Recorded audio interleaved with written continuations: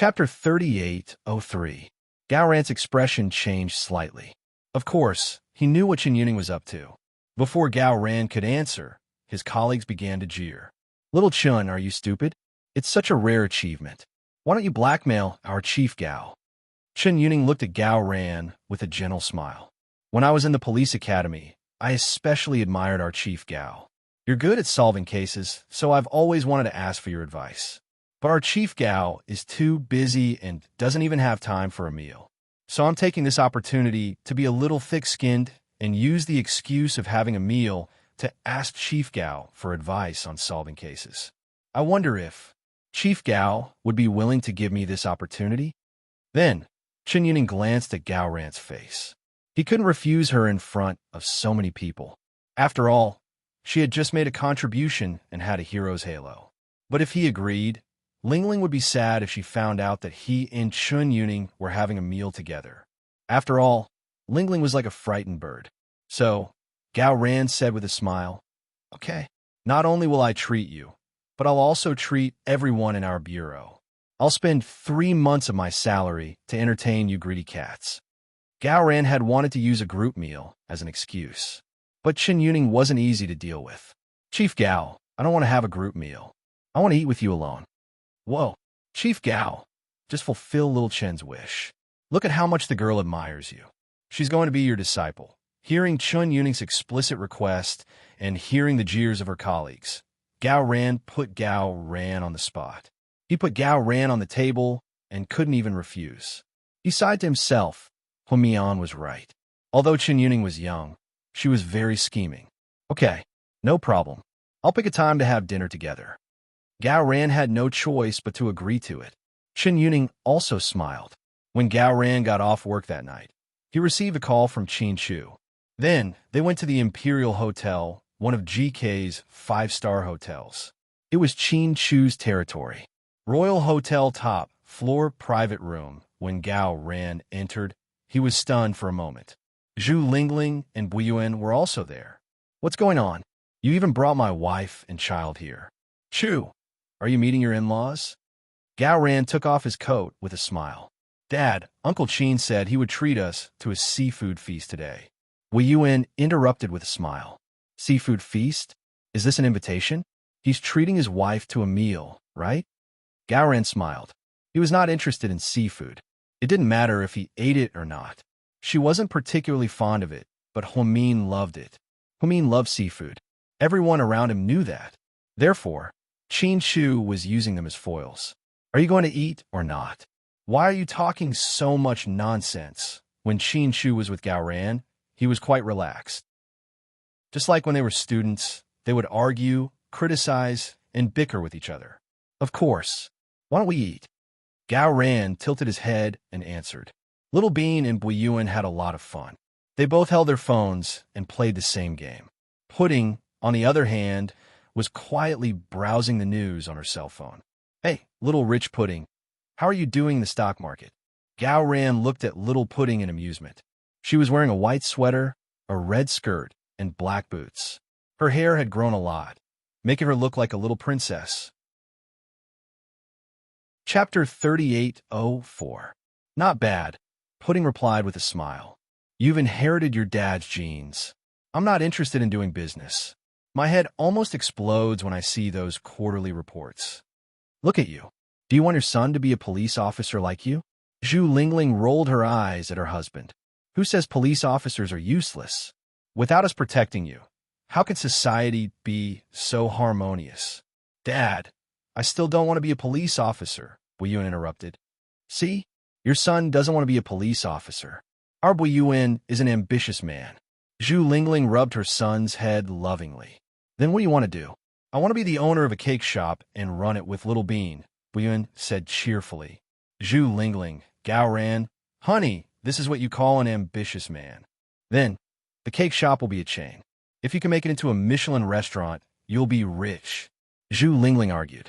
At this moment, the door opened and Huomin walked in. He was only wearing a simple black windbreaker. His entire body, except for his abdomen. Huomian, on the other hand, was the same as before. "Vice Director Hua, did you just get off work?" Gao Ran asked. "Yeah, There was an emergency surgery at the hospital, so I went to check it out. It's okay. Let's eat. Then, the waiters brought the dishes one after another. The kids didn't eat properly. After a few bites, they went down to play. The four adults sat there and chatted. Chin Chu patiently peeled the shrimp for Huamin and put it on her plate carefully. Honey, I want to eat crabs. No, it's too cold. Just one, okay? Just one. Huamin begged pitifully. No, last time you only ate 2 legs and your stomach felt uncomfortable for a long time. Chin Chu was serious and anxious. Ahem, are you two here to let us watch you show off your love? That's right. Over the years, we've been eating 2 sacks of dog food. Zhu Lingling agreed with her husband. It's your honor to be able to eat all these years. Huamin smiled. To be honest, I'm tired of your beauty now. Gao Ran drank his beer. If you're sick of it, you can close your eyes. Mr. Qin said. What the fuck? How is this even possible? Okay, honey, let's eat. Don't look at them, they're 2. Zhu Lingling picked up some vegetables and ate. Gao Ran suddenly remembered Qin Yuning. Hence, he coughed lightly and said, Wife, I have something to report. Speak. It's like this. I just finished a meeting today. Get to the point. Zhu Lingling picked up a crab and ate it while listening to him. The point is, I promised little Chun that I'd treat her to dinner. Sure. No problem. Honey, aren't you angry? No. Haha. I knew that our Lingling is the most generous and understanding person. Gao Ran's laughter didn't stop. Zhu Lingling continued. After dinner, which do you think is better, kneeling on a durian or a cactus? Gao Ran. Ha ha ha. Huamin laughed out loud. I think it's better to kneel on a nail board, Mr. Qin said. Qin Shu, you're crazy. Gao Ran wanted to cry. Knowing his wife wasn't easy to talk to. Chief Gao, what trick did little Qin use on you to force you to treat her to dinner at the risk of your life? Huamin was smart and guessed the key point. Huamian purposely emphasized the words life-threatening, which was perfectly in line with their family situation. Chapter 38:05. As expected, our Dr. Hua is smart. Seeing that Huamin had hit the nail on the head, Gao Ran pulled his chair closer to Huamin. Stay away from my wife. Damn it. Why are you jealous? Seeing Qin Chu's stern warning, Gao Ran was speechless. Hurry up and come up with an idea. I really don't want Lingling to misunderstand. She was so scary when she was angry. Gao Ran really didn't want to experience the days of his car being replaced, his clothes being changed, and his credit card being charged. Tell me, what happened? Huamin asked Gao Ran with a smile, completely forgetting about crabs. Zhu Lingling pretended not to care. She ate the crabs, but her ears perked up to listen to every word Gao Ran said. Gao Ran didn't hide anything and told him everything that happened. I told you, this woman is not ordinary. She's a high-level scheming bitch, Huamin commented. Mian, I think we were too gentle last time, so I rushed into the Chan family's house and told her parents what kind of person their daughter is. Zhu Lingling scolded. Why are you in such a hurry? She didn't do anything to your husband yet. You don't have any evidence to scold her. That's why I said she's smart, a shameless little vixen. Zhu Lingling was more direct when it came to scolding people, and she scolded them for being vulgar. She just couldn't stand those who deliberately seduced people when they knew they had families. Even if she watched TV shows, she would be furious when she saw this scene. It wasn't because she had high moral values, but because these women brought immeasurable tragedy to many happy families. Didn't you promise to treat her to dinner? I agree. Treat her, Huamin said calmly. Damn it, Mian, are you dumb? Why did you treat her to dinner? You know that little vixen is full of tricks. Zhu Lingling was obviously not convinced. All right, calm down. Listen to me. I'm not done yet. Huamin shook his head helplessly. Lingling's temper hadn't changed after all these years. All right, continue.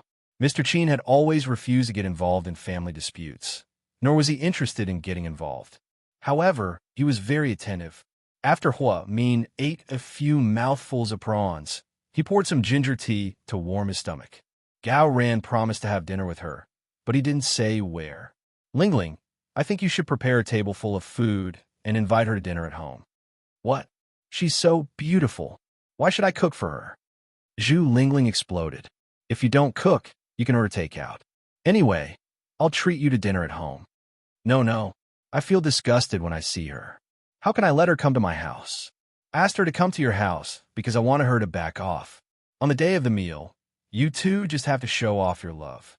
Then, you can poke at her from time to time to give her some warnings and embarrass her a little. Huamin thought Lingling really didn't need to be polite this time. This is a good idea. The most important thing is that Lingling won't think too much and suspect me. Gao Ran agreed with this idea. Zhu Lingling was reluctant, but compared to Gao Ran taking that woman out to dinner, she felt safer at home. On the side, Little Bean and Buyuan seemed to be playing the game, but they got the gist of the conversation. Buyuan, so your dad really has something going on outside. I heard it. That woman wants to come to your house for dinner. Little Bean, will you dislike me? Dislike you for what? Little Bean looked at Gao Buyuan innocently. Dislike my dad for being a director with a scandal. Buyuan lowered his head, obviously feeling guilty. That's your dad's business, not yours. Don't worry. Be strong. Little Bean patted Buyuan on the shoulder like an adult and comforted him. What are you two doing? Pudding couldn't stand it anymore and almost burst out laughing. The four of them enjoyed the party. When it was about to end, Qin Shu asked Gao Ran, Secretary Zheng came to our city. Did he look for you? Chapter 3806. Oh, I heard about it, but he hasn't come to me yet. Maybe I'm not at his level. My dad is at the same level, but I've been busy recently, so I didn't ask my dad. Gao Ran was very calm about Secretary Zheng's visit because he didn't seem to realize the seriousness of the matter. Zheng Rou's disappearance seems very serious. Otherwise, her father wouldn't have been alerted. She's just a scheming bitch. So what if she's lost? She's good.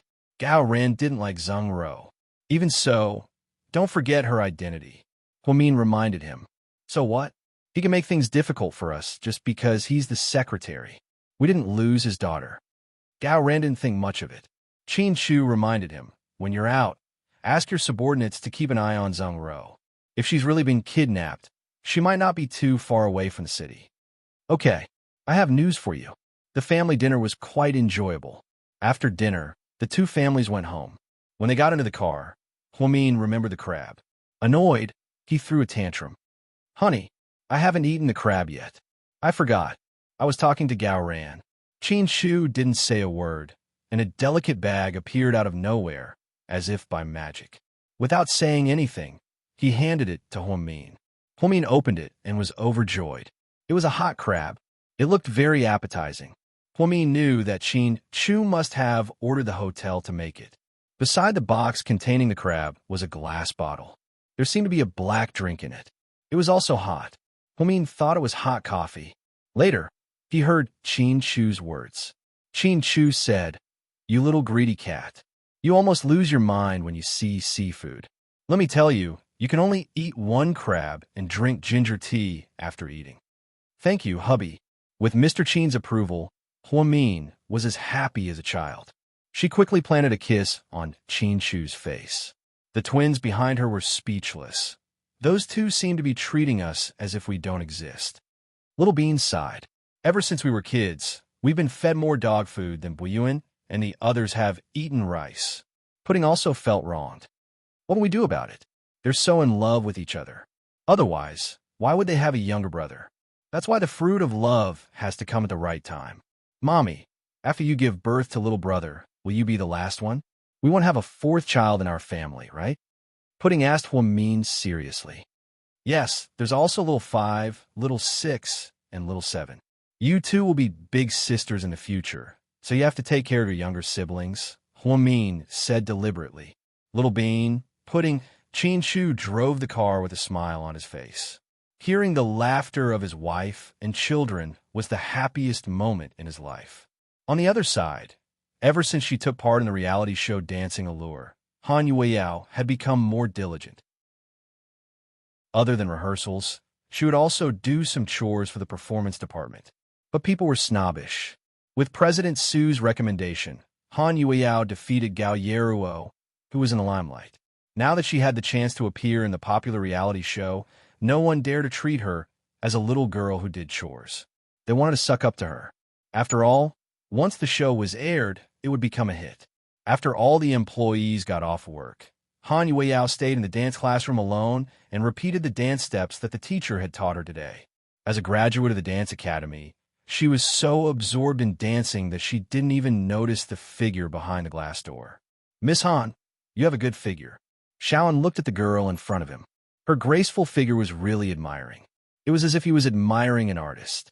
"What? Are you interested? Can I set you up?" Lord Su looked back at him. Chapter 3807. "Boss, don't talk nonsense with me. I really can't stop Miss Han." "Funny. You speak as if you can stop someone like Liu Yan." Suyu was just saying it casually. However, complicated emotions flashed across In's eyes. He liked Liu Yan, really, and he liked her more and more. Especially after knowing Liu Yan's true identity. She was like a god in his heart. He worshipped and respected her. He no longer dared to hope that he could confess to Liu Yan or have anything to do with her. He just wanted to see Liu Yan a few more times. At Hua Min's birthday party on the cruise ship, the three of them were beaten up by the mutated Huasiqian. Liu Yan descended like a god and performed a wonderful close-range combat in front of him. That kind of strength and aura were heights that he could never reach in his life. He thought that since Liu Yan was so powerful at such a young age, she must have started fighting when she was very, very young. So every time he thought of that, his heart ached. But who was he? Why should he feel sorry for Liu Yan? Liu Yan's world was something he couldn't reach. Even Suyu couldn't reach it. It was a world-class battle. Terrorists, South African drug lords, Golden Triangle riots, Syrian reactionaries, Japan's Senka Group, Taiwan's United Bamboo Gang, Malaysia's Datuk Civil War. He could only watch everything like a movie. Ahem. I didn't mean to bring up your sad past. So you also felt that it had gone too far by joking about Liu Yan's story, so he regretted it. Don't worry, boss. I won't be so petty. The image of Liu Yan's stunning face flashed across In's mind. He missed her dearly. Han Yueyao is a hard-working girl. Mian didn't misjudge her. So you knew that although Huamin didn't say it, he liked Han Yueyao. He would give this girl face no matter the occasion. Dr. Hua isn't the only one who thinks so. I also think Miss Han is a good person. She has a backbone. She could have made a living with her looks, but she chose to rely on her talent. That's a good way to put it, Suyu agreed.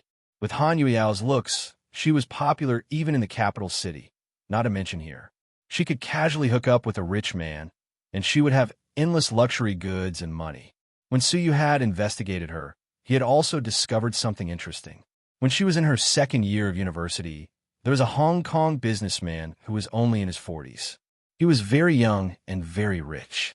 It was said that he had shares in Macau's casinos.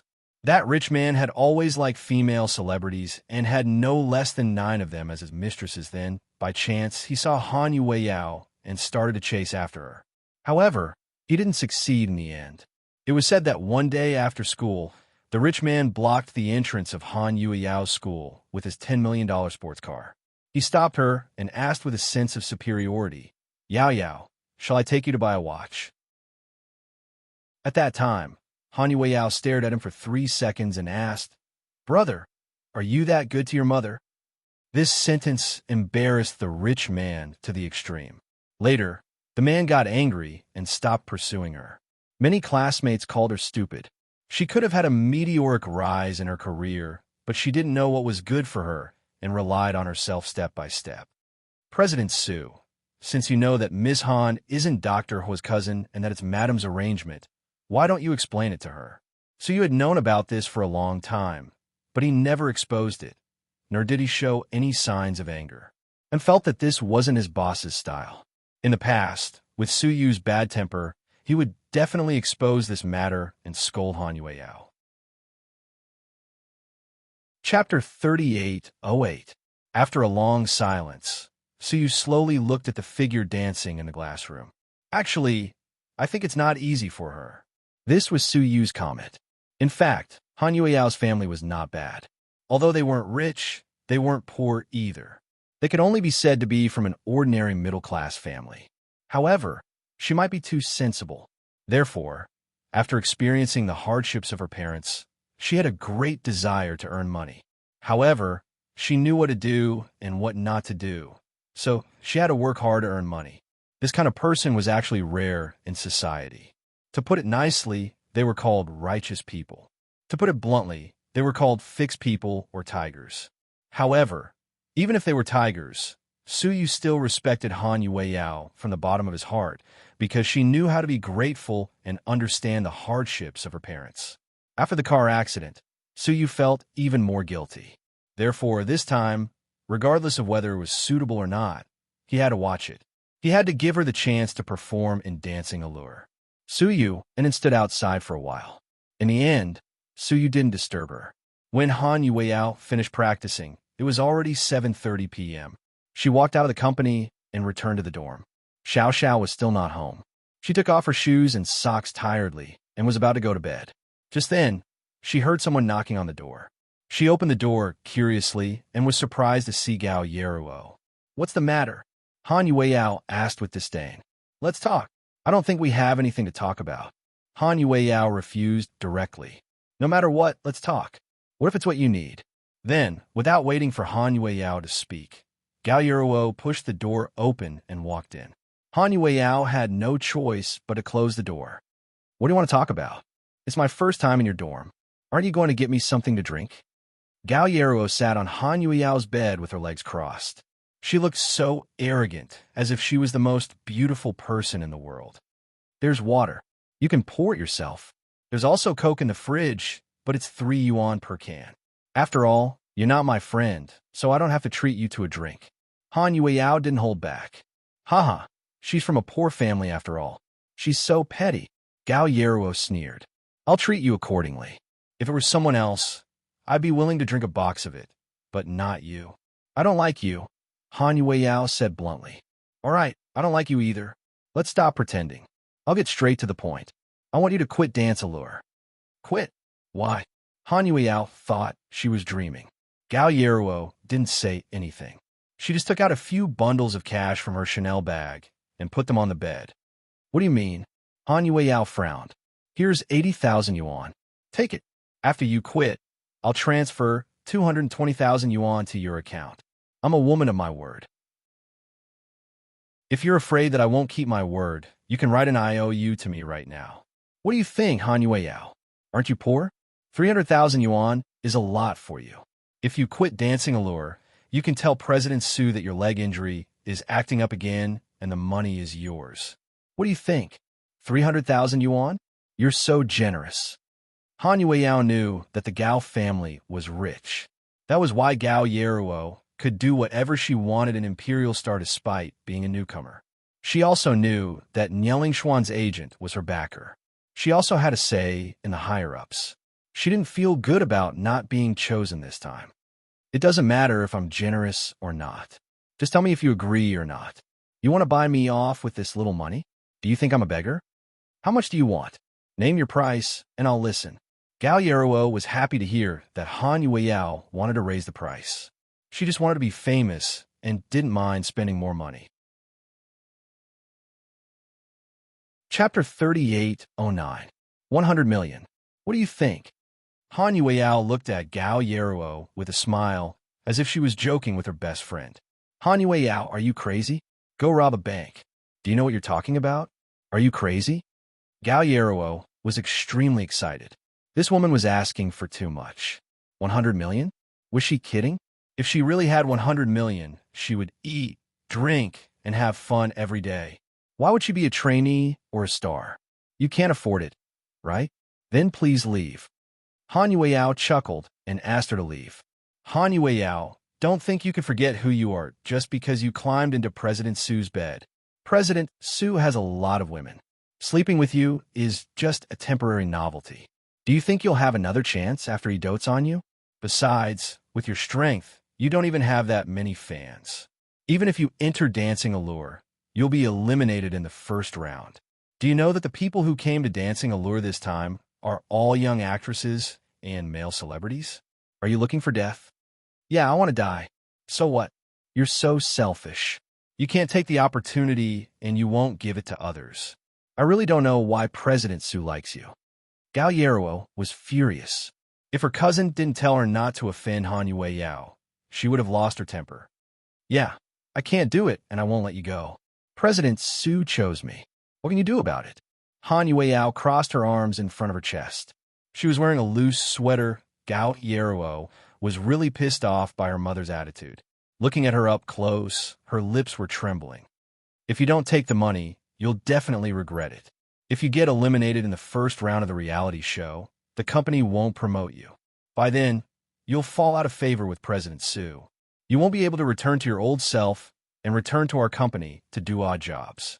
You might as well take the money now and find an excuse to save your face. Gao Yeruo remembered what her cousin told her. She hoped she could use these words to move Han Yao. Unfortunately, Han Yao wasn't someone who could be easily moved. Hurry up and go back. I really can't be bothered to say another word to you. You're not a dancer. Do you think you can just show your face? When the time comes, everyone will dance. If you lose, you'll have face. And I'm not as famous as you in the first place. You're right. I don't have many fans, so I'm not afraid of losing. Then, she opened the door without further ado. Gao Yeruo saw how stubborn she was, so she flung her sleeves and left, slamming the door behind her. The princess syndrome of a rich girl is so fucking scary. What a waste of time. Han Yao didn't hate Gao Yeruo. After all, she had no feelings for her. It was just that Gao Yeruo liked to make her presence known, so she always made things difficult for her. This reality show was as if they were going to go crazy if they couldn't get married. He had even bribed her with a huge sum of money. In all fairness, she wouldn't give up this opportunity even if it was a few million, let alone a few 100,000. If it was tens of millions, then they could discuss it again. At this thought, she smiled and went to cook a bowl of instant noodles for herself. Xiao Xiao wasn't in the dormitory, so she really didn't know what to eat. In a dark bar in Sea City. If you have something to say it. I'm busy. Yi Zhaoyang was obviously impatient and didn't want to deal with the woman in front of him. Young Master Yi, I didn't expect you to be so infatuated with Wei Ying. Is it worth it? She's a second-hand divorcee who can't bear a child after sleeping with Shen Mingxi. Don't you mind? Hui Yinyan's words were always so vicious, which matched her current face. Chapter 38:10. Hearing this, Yi Zhaoyang was furious and smashed a wine glass on the floor. Bitch, what are you talking about? I won't allow you to talk about Ying like that. Maybe he had pursued Wei Ying because he wanted the Wei family's business support. But as they got to know each other, he found that Wei Ying was actually very gentle, simple, and sensitive. She was a woman who lacked a sense of security. After leaving Shen Mingxi, she lived a better and more exciting life. Now, her reputation in the upper-class circle was increasing day by day. Even some of his relatives, such as his aunts and uncles, would occasionally praise Miss Wei for being sensible, intelligent, and beautiful. People had feelings. When Yi Zhaoyang pursued Wei Ying like crazy, he gradually fell in love with her. But Wei Ying didn't seem to feel anything for him. He blamed everything on Shen Mingxi. But in fact, Shen Mingxi didn't do anything. How could he ruin it? Okay. If you're unhappy, I won't talk about it. Don't get agitated. Hua Yinan grabbed Yi Zhaoyang's hand that was grabbing her collar. Yi Zhaoyang seemed to despise her, just as her hand touched his. When she touched his hand, he immediately let go, and his eyes were filled with anger.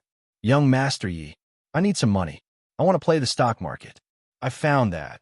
After Hua Xiqian emptied the Hua family's money, the empty shell was taken by Hua Min's bastard child. He used the name of Hua Min's mother and played the game of capitalization. I'm not satisfied. After all, it's my father's property. I want to take it back. It's your business to play the stock market. Why should I help you? I found a few investors, but they're not as rich as you. So I need you to give me 10 million yuan. 10 million? Are you crazy? Are you worth it? Yi Zhaoyang looked at Hui Yinyan in disdain. Now that she had undergone many microplastic surgeries, her face was full of hyaluronic acid. Her nose was crooked and her lips were flaming red. Her breasts, on the other hand, had swelled up and could be described as a super D cup. Most of those old farts wanted something new, so they slept with her and played with her. Just like that, Hui Yinyan mingled with a few old men to earn some money. Actually, it wasn't a small amount. She was still occupying the house that Shun Mingxi had bought for her. Then, she didn't know which idiot was fooled by her and bought her a white Maserati. The branded clothes she was wearing were all made by those rich people. Even so, he was still not satisfied and wanted to extort 10 million from Yi Zhaoyang. What if I can make you sleep with Wei Ying? Hearing Hui Yinyan's words, Yi Zhaoyang swallowed the rest of his words. He had intended to give this woman a good scolding. But now, after hearing what she said, he seemed to be hesitating. Don't worry, you don't have to give me the money first. You can give me the money after you sleep with Wei Ying and get engaged. Hui Yinyan seemed to be full of confidence. Are you really confident? Yi Zhaoyang was also skeptical. Young Master Yi, don't worry. If it doesn't work out, you don't have to give me a dime. What do you think? Tell me what you're going to do. Yi Zhaoyang didn't trust Hui Yinyan, but at the thought of sleeping with Wei Ying, he couldn't resist the temptation. Not only can I let you sleep with her, but I can also make the Wei family acknowledge you and let her get engaged to you, as long as you cooperate with me. Bitch, if you dare to lie to me, I'll skin you alive. Yi Zhaoyang didn't forget to threaten Hui Yinyan. Chapter 38:11. How would I dare to lie to you? Young Master Yi, I know how powerful you are in our city. When Hui Yinyan laughed, the hyaluronic acid on her face made her look even more terrifying. Then what do you think we should do? In the end, Hui Yinyan's sweet talk convinced Yi Zhaoyang. At the Shun Corporation, with Su Yu's money, Shun Mingxi's life quickly changed. He had been busy with his family business and often worked late into the night. The last time he saw Wei Ying was at his birthday party. A long time passed in the blink of an eye. 8 p.m. After finishing his work, Shun Mingxi glanced at his watch and found it was still early. He wanted to have a drink with Su Yu, but when he picked up his cell phone, he sent a WeChat message to Wei Ying. Ying, yeah. Wei Ying replied instantly. Are you asleep? It's still early. Who sleeps so early? Then, do you want to come out for supper? I recently discovered a new Guangxi snail noodle shop on Tongda Street. It's very popular. I heard the owner is from Liuzhou and the taste is very authentic. I remember when you came back from Guilin, you kept talking about it. Once people cared about someone, every word they said would become important. Now that he thought about it, when they first got married, Wei Ying had always wanted to go out, but Shun Mingxi said he didn't have time. Later, Wei Ying and her friends went to Guilin and Guangxi for more than 10 days. When she came back, she couldn't forget the snail rice noodles from Guangxi. She said that although it smelled bad, it tasted very good, spicy, and satisfying. At the time, Shun Mingxi didn't think much of it. But this afternoon, when his assistants talked about it, he remembered that Wei Ying loved it. Okay, I love snail rice noodles. I've been buying them online, but the taste is not as good as the ones in Liuzhou.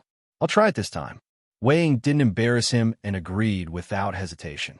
Then I'll have the driver pick you up. Shun Mingxi wanted to pick her up himself, but if his car appeared near Wei Ying's apartment, people would make a big deal out of it. Even if the paparazzi took pictures of her, Wei Liao would scold her. That was why he wanted the driver to pick him up. It's okay, I'll drive there myself. My dad overheard me talking about getting a new car, so he immediately got someone to bring me one. Uncle Wei has always doted on you. There's nothing wrong with that. Then give me the address. I'll drive there in a bit. Okay, see you later. Wei Ying was very independent now. After texting Shun Mingxi, she immediately got up and put on makeup. Other than living in Minjiangshan Villa with her parents, she also had a 160 square meter house in the city. It was one of the properties owned by the Wei family. It was decorated in an artistic style, and Wei Ying often stayed there. After dressing up, Wei Ying went downstairs and drove the brand new orange Lamborghini in a good mood. She could eat snail rice noodles and see Shun Mingxi. Only she knew how she felt. For Wei Ying, it was an indescribable happiness. President Shun, why are you so happy? Shun Mingxi's assistant was very curious when he saw the president giggling on his cell phone. You said, once you care about someone, you'll care about everything related to her, right? Shun Mingxi asked his assistant. The assistant was dumbfounded. I guess so. Maybe. Thank you for your hard work, everyone. You've worked overtime with me until now. This month's bonus will be doubled. Wow, thank you, boss. Hearing their boss's words, everyone was very excited. Shen Mingxi drove to Tongdao Road, intending to meet up with Wei Ying. Suddenly, he received a call from an overseas number. After he heard this, his entire face changed. Chapter 38:12. Wei Ying drove to the place they had agreed on. After waiting in line for a while, she found a seat for two by the window. Then she took out her cell phone and sent a WeChat message to Shen Mingxi. I'm here. I'm super lucky and got a seat. I'm waiting for you by the window. After sending the message, Wei Ying didn't hear from him for a long time, so she waited there. Miss, would you like some snail noodles? The waiter asked warmly. No, I'm waiting for my friend. I'll tell him when he gets here. Snail noodles were very special. Some people didn't like sour bamboo shoots, and some didn't like peanuts. So, Wei Ying didn't dare to make a decision and wanted to wait for Shen Mingxi to come. But as he waited, half an hour passed. Logically speaking, there shouldn't be a traffic jam at this time. It took him less than 20 minutes to get to Tongdao Road from the Shen Corporation. It wasn't normal for him to take half an hour. At this thought, Wei Ying sent another WeChat message. Big brother Mingxi, are you here yet? After a long time, there was still no reply. She gritted her teeth and waited for another 10 minutes. Miss, do you still want to eat? We close at 9:30. The waiter kindly reminded her. Wei Ying glanced at her watch. It was almost time to close. But Shen Mingxi wasn't here yet. Wait for me. I'll call my friend. Wei Ying didn't give up and decided to call Shen Mingxi. She was still worried that he might have gotten into a car accident. Anyway, she imagined a lot of things because of her worry. After a few rings, someone picked up. Big brother Mingxi, where are you? Sorry, I'm President Shen's assistant. Huh? Did something happen to him? Hearing that it was Shen Mingxi's assistant, Wei Ying became even more nervous. President Shen has something urgent to deal with. Who are you? Leave your name. He'll get back to you when he comes back. Oh, it's okay. Let him do it. Wei Ying's heart felt empty. After hanging up, she sat there in a daze for a few minutes. Miss, do you still want to eat your snail noodles? There were only a few people left in the shop. She sat alone by the window, her silhouette alone. Give me a bowl. I'll eat anything. Add more chili oil. Thank you. Okay. Please wait a moment. Wei Ying was depressed after she ordered the food. What kind of urgent matter did Shen Mingxi have to attend to that he didn't even tell her? He even asked his assistant to answer the phone. If it was for work, it shouldn't have happened. He didn't want to miss an appointment because of work and then not even say goodbye. At this moment, she received a WeChat message from her best friend in Singapore. Ying, are you there? Yes, what's up? Wei Ying replied immediately. Vaguely, this bestie of hers was still contacting her at such a late hour. There seemed to be something going on. Something happened here. It's the kid you dragged me in here. What happened to her? Wei Ying immediately thought of Hua, Yin's daughter. Today at school, she used the tip of a pencil to scratch a female classmate's face. What? Wei Ying was shocked. Singapore's laws were notoriously strict. In that country, this kind of thing was considered very serious, even if she was a minor. How could this happen? What happened? Wei Ying was alarmed. I don't know the details. They said that she hurt someone at school and was sent to the police station by the school. She was detained. The police station and the school should have contacted her guardian by now. Ying, if I remember correctly, her guardian is Shen Mingxi, right? Hearing her bestie's words, Wei Ying immediately understood why Shen Mingxi stood her up tonight. Chapter 38:13. Yes. Gritting her teeth, Wei Ying said yes into her phone. Then he should be coming to Singapore soon to deal with this. I heard that the injured child's family is very rich, and she's also Chinese. A magnate from the mainland immigrated here, so this matter might not be easy to deal with. Wei Ying was silent. Ying, will you come with him? No, that's his business. It has nothing to do with me. Wei Ying replied with a cold face and didn't say anything else. At this moment, the steaming bowl of snail noodles was served. Numbly, she picked up her chopsticks and ate it in small bites. Even now, Shun Mingxi still cared about that child. Was it because he still had feelings for Hua Yinyan? Maybe it was because she wasn't kind enough, but Wei Ying didn't sympathize with Tian Tian. Instead, she felt that she wasn't important enough in Shun Mingxi's heart. Even if he was busy, couldn't he have called her and told her?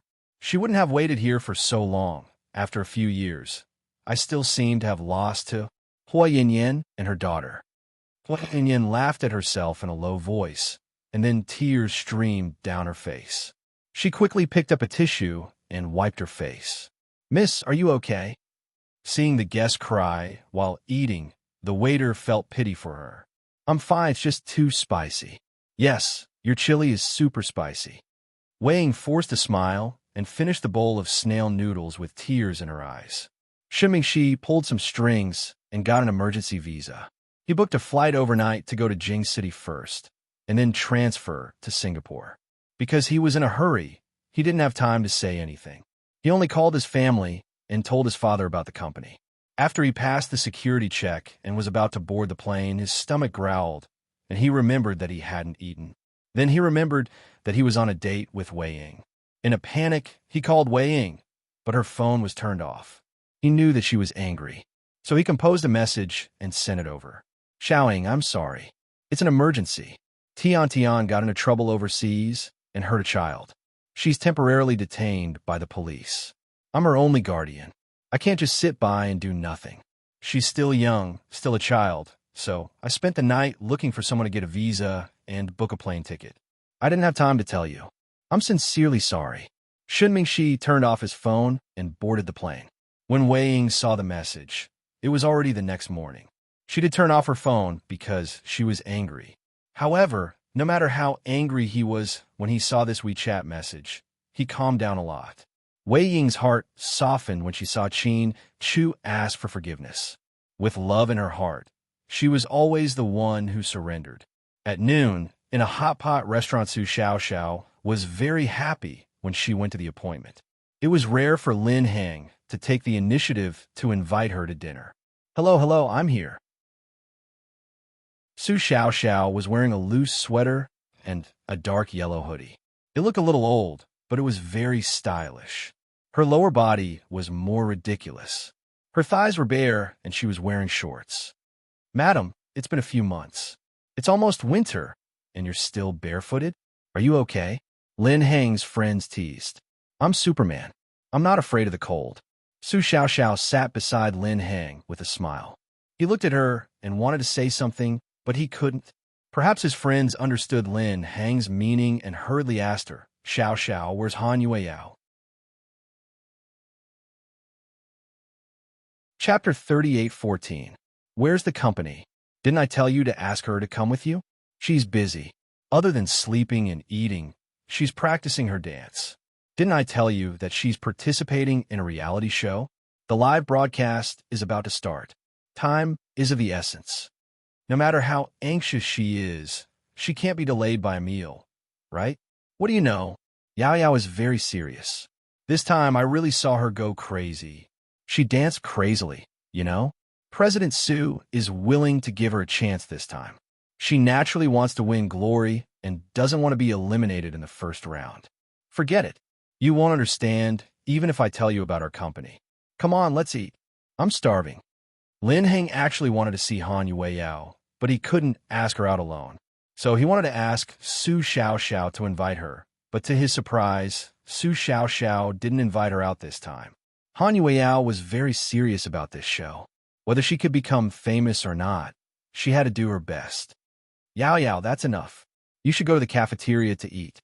No, there are too many people. It's a waste of time to line up for food. Teachers, you can go. I can eat by myself. Han Yueyao refused to go downstairs to eat with the teachers. After the teachers left, she danced for another 20 minutes. Then, she leaned against the wall and sat down with sweat all over her forehead. She held a sweat-soaked towel and casually draped it over her shoulder. She opened the thermos lunchbox she had bought this morning. It was 2 extra rolls she had made for breakfast, some pickled vegetables, a piece of corn, and a piece of purple potato. Then she ate with a bottle of mineral water. Su Yu and him were also going to eat, but not in the cafeteria. They were going out to eat. When they were in the elevator, they overheard someone talking about Han Yuyao's recent condition and food. Suyu frowned slightly. Go to the cafeteria to pack some lunches and bring them to the dance classroom. Suyu ordered in, what kind of food do you want, President Su? It's up to you. Whatever. Then we're not going out to eat barbecue. Was confused. Yeah, no. I want to eat lunchboxes. And why aren't you going? All right. Xiaoan knew that Suyu might be a little uncomfortable with what everyone had said just now. Han Yueyao tried her best this time. She even saved time to practice dancing. This was the scene that Suyu saw when he entered the dance classroom. Leaning against the wall tiredly, she sipped mineral water and ate the small steamed rolls. There were only salted vegetables, corn, and purple potatoes in the insulated lunchbox. I say, Imperial Star is a shelter. You're eating worse than pigs.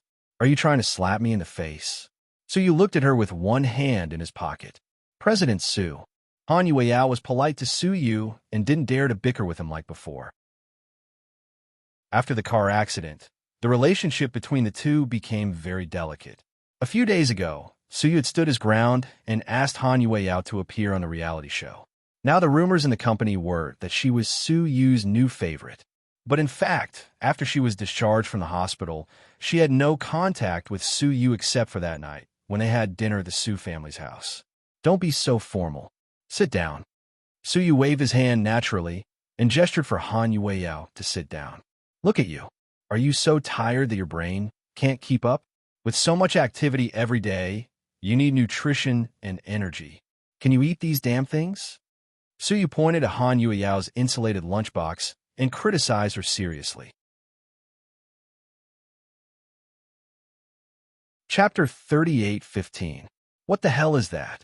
Corn and purple potatoes are delicious. Han Yueyao didn't think there was anything wrong with it. Forget about breakfast. You eat this for lunch. Look outside. Even the beggars on the street have a KFC drumstick for lunch.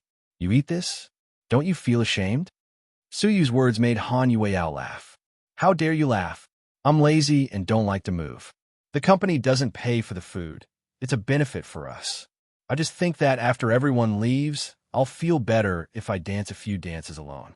If you don't like to move, you can ask the cafeteria to deliver food. Han Yueyao, President Su, that's you, right? I'm just a little trainee. I'm not qualified to ask the cafeteria to deliver food. You're crazy. It's okay. I'll give you special privileges. You're in a special period and can enjoy special treatment. Really? Han Yueyao was delighted. Yeah, I'll ask and tell the cafeteria. President Su, you're so good to me. Is it because... Han Yueyao lowered her head and hesitated to finish her sentence. Don't misunderstand. I'm not in love with you and have no feelings for you. Suyu immediately explained. I know. What I mean is, you're so nice to me. Is it because you've implicated me in the car accident? The car accident is in the past. Forget it. You're not disabled or disfigured, right? Suyu chuckled. Then, before Han Yueyao could finish, and came in with a big bag. How many people do you want to eat? Suyu looked at the food box in Anne's hand, dumbfounded. I told the cafeteria that President Su wanted to eat lunch, and was so tired that he was sweating profusely. He was carrying a big bag with both hands. Okay, let's eat. I'm hungry too. So you took the food and spread it on the floor. Then the three of them sat cross-legged on the floor and ate around the many food boxes. Without the burden of being an idol, Han Yueyao wolfed down the delicious food without any gentleness. As for the big piece of marinated bone, she directly grabbed it and chewed on it. Can you wear gloves? Suyu looked at her silently and reminded her. It's too troublesome. Let's just eat. Be good. Everyone is eating their own food. No one is looking at each other, and no one is disturbing each other. I was speechless. Suyu, you're really fierce when you eat. Suyu saw that a certain someone had been saying that it was fine and that they could make do with whatever they wanted. Now that she saw delicious food, her moral integrity fell to the ground. She was drunk. The cafeteria was also very practical. As soon as they heard President Su's order, they almost prepared a Manchu Han imperial feast. There were a total of 12 dishes, a combination of meat and vegetables, as well as soup. It was perfect. Xiao, Go to the cafeteria again later. Do you want more dishes? President Su. Su was speechless. No. Tell the cafeteria to send Han Yueyao's food here. She's too busy to eat while she's practicing. Okay. And looked at Su Yu and then at Han Yueyao. His eyes were clearly asking if they were having an affair. It's not too much, President Su. I only need one dish and one soup. Han Yueyao also felt embarrassed to ask for food, so she quickly told him her request. It's too little. 2 meat and 1 vegetable. Add 1 soup and 1 fruit after the meal. It's nutritious, Su pondered. President Su, you're so good to Miss Han. In front of Han Yueyao and Su Yu, and couldn't help but blurt out. Chapter 38:16. En's words froze the air for a while. Then Su Yu turned around and threw a punch at him. Of course, he didn't really hit him. Why are you talking so much nonsense? Do you want to quit your job? Yes. I really want to do it. President Su, don't fire me. En smiled cheekily. Come on, try it. This stir-fried tofu is delicious. Han Yueyao changed the topic and said something about the food. The news that the 3 of them were in the dance studio immediately spread in the company. This wasn't the most shocking news. The most shocking news came from the cafeteria. Han Yueyao was a newcomer and hadn't established herself yet. She wasn't popular or famous, but the cafeteria actually wanted to deliver food to her every day, and there were requirements. This was a benefit that no one but Su Yu could enjoy. So, rumors spread everywhere in the company. The performance department wasn't so bad.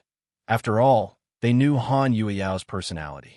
But the other departments, when Han Yueyao went to the pantry to get some water, the women there didn't know she was there.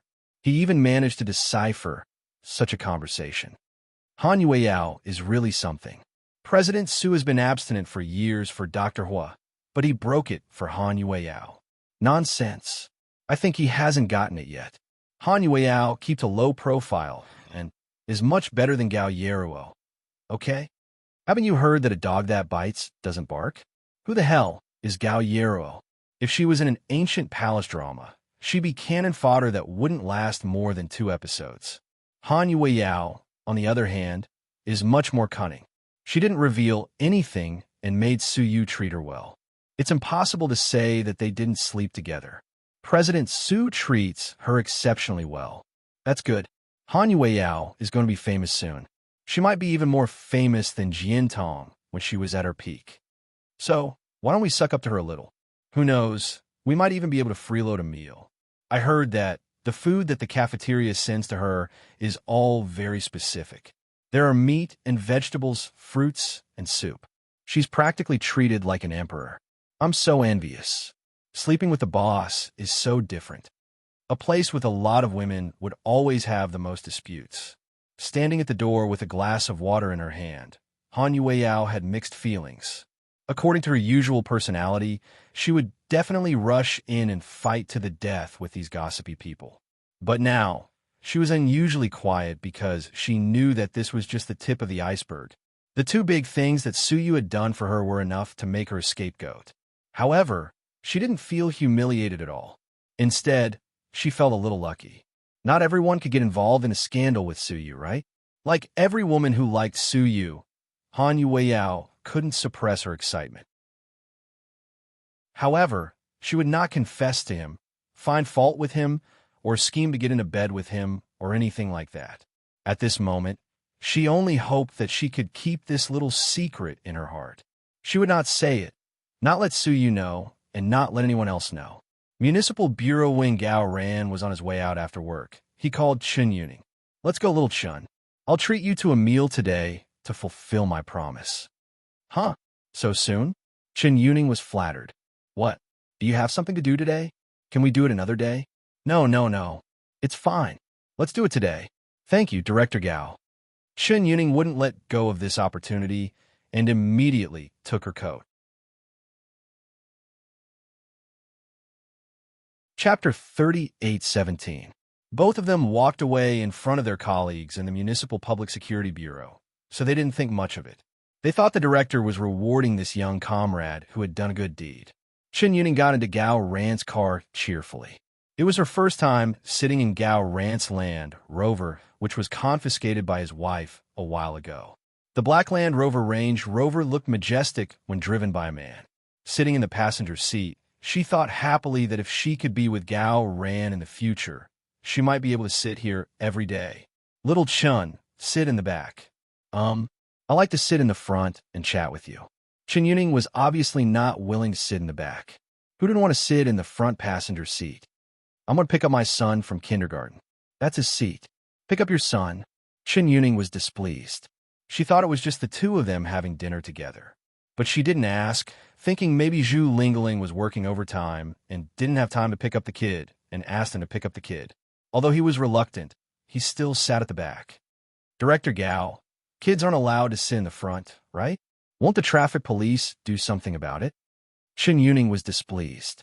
He thought to himself, what you're doing is against the traffic rules. All the traffic police in the city know my car. I don't run red lights or park illegally. With a smile, Gao Ran started the car. Chen Yuning fell silent. In fact, Gao Buyuan never sat in the front. The truth was there was a dash cam in the car. If Lingling saw Chen Yuning sitting in the front passenger seat, she'd go crazy. Even if it was nothing, it wouldn't be good to knock over a jar of vinegar. Director Gao had an idea and made Buyuan the scapegoat. His words worked well. Sitting in the back seat, Chen Yuning found it inconvenient to talk to Gao Ran. After the car started, she didn't have time to find topic. Gao Ran turned on the music and played a heavy metal song, making the car noisily noisy. He couldn't hear anything Chen Yuning said. Seeing this, Chen Yuning didn't know what to say. She sat in the back and browsed her WeChat moments and played with her cell phone.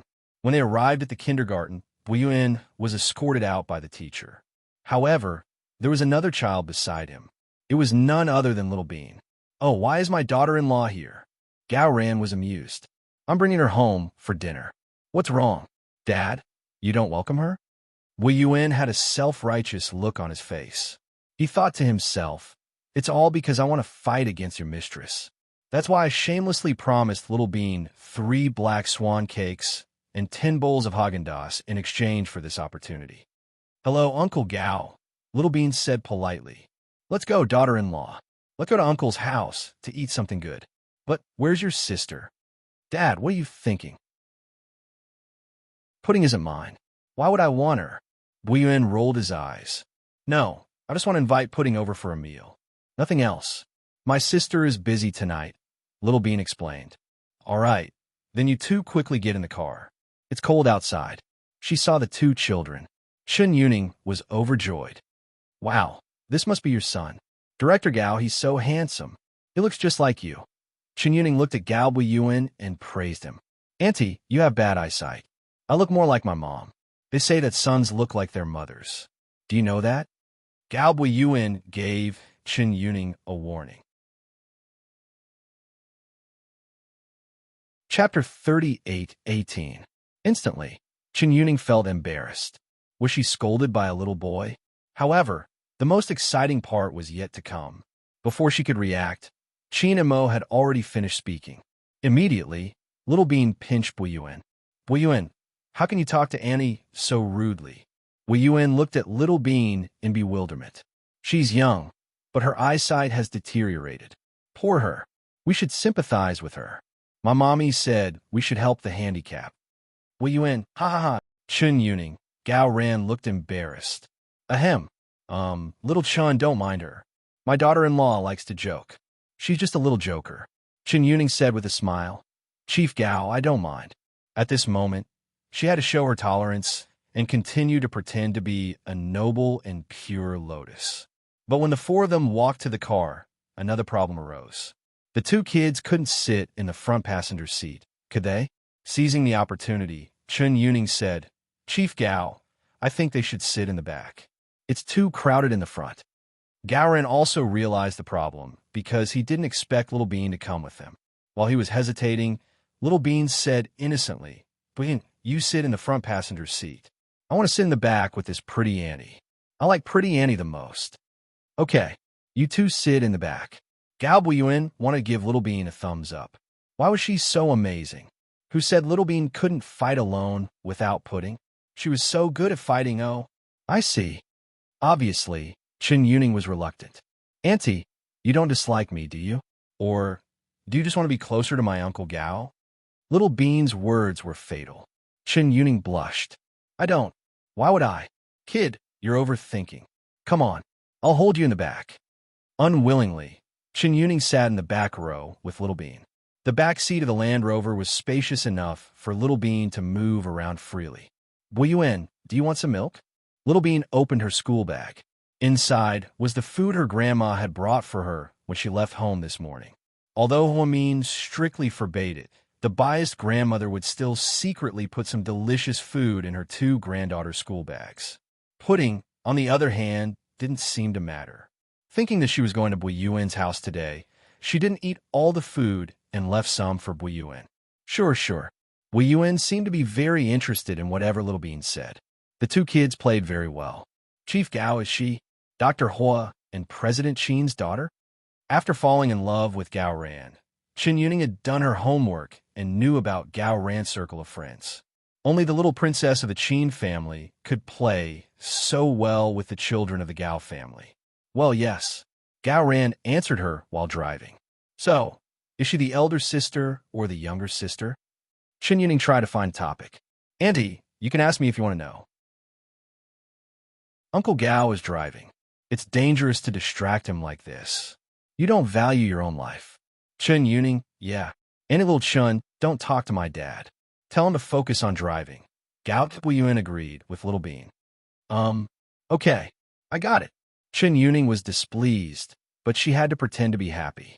Little Bean took out 2 bottles of yogurt. They were the kind that could be drunk directly without a straw. She handed one to Buin and opened the other for herself, taking a big gulp. At this moment, Gao Ran's car made a sharp turn. The most exciting moment came. Little Bean spat out the big mouthful of yogurt on the floral dress Chen Yuning had carefully prepared for her. Even the black leather jacket was sprayed all over by her. The scene was quite spectacular. Chapter 38:19. Chen Yuning looked at the yogurt that Little Bean spat out. Instantly, her face turned pale. She swore that if Gao Ran wasn't here, she would teach this kid a lesson. Auntie, I'm sorry. I got carsick. Uncle Gao made a sharp turn, and I didn't jump. Little Bean looked at Chen Yuning innocently and pitifully. She was so good at acting, thanks to her sister. Little Bean had once asked Pudding when she was bored at home, Sister, what's the best way to treat a hypocrite? You're more hypocrite than her. Give her a taste of her own medicine, Pudding concluded. Little Bean, who was fighting alone today, vividly embodied her sister's advice. Chen Yuning was about to explode, but she still pretended to be gentle. It's okay. Huh, I won't blame you. You didn't do it on purpose. Chen Yuning immediately took out a wet wipe from her purse and wiped the yogurt off her clothes.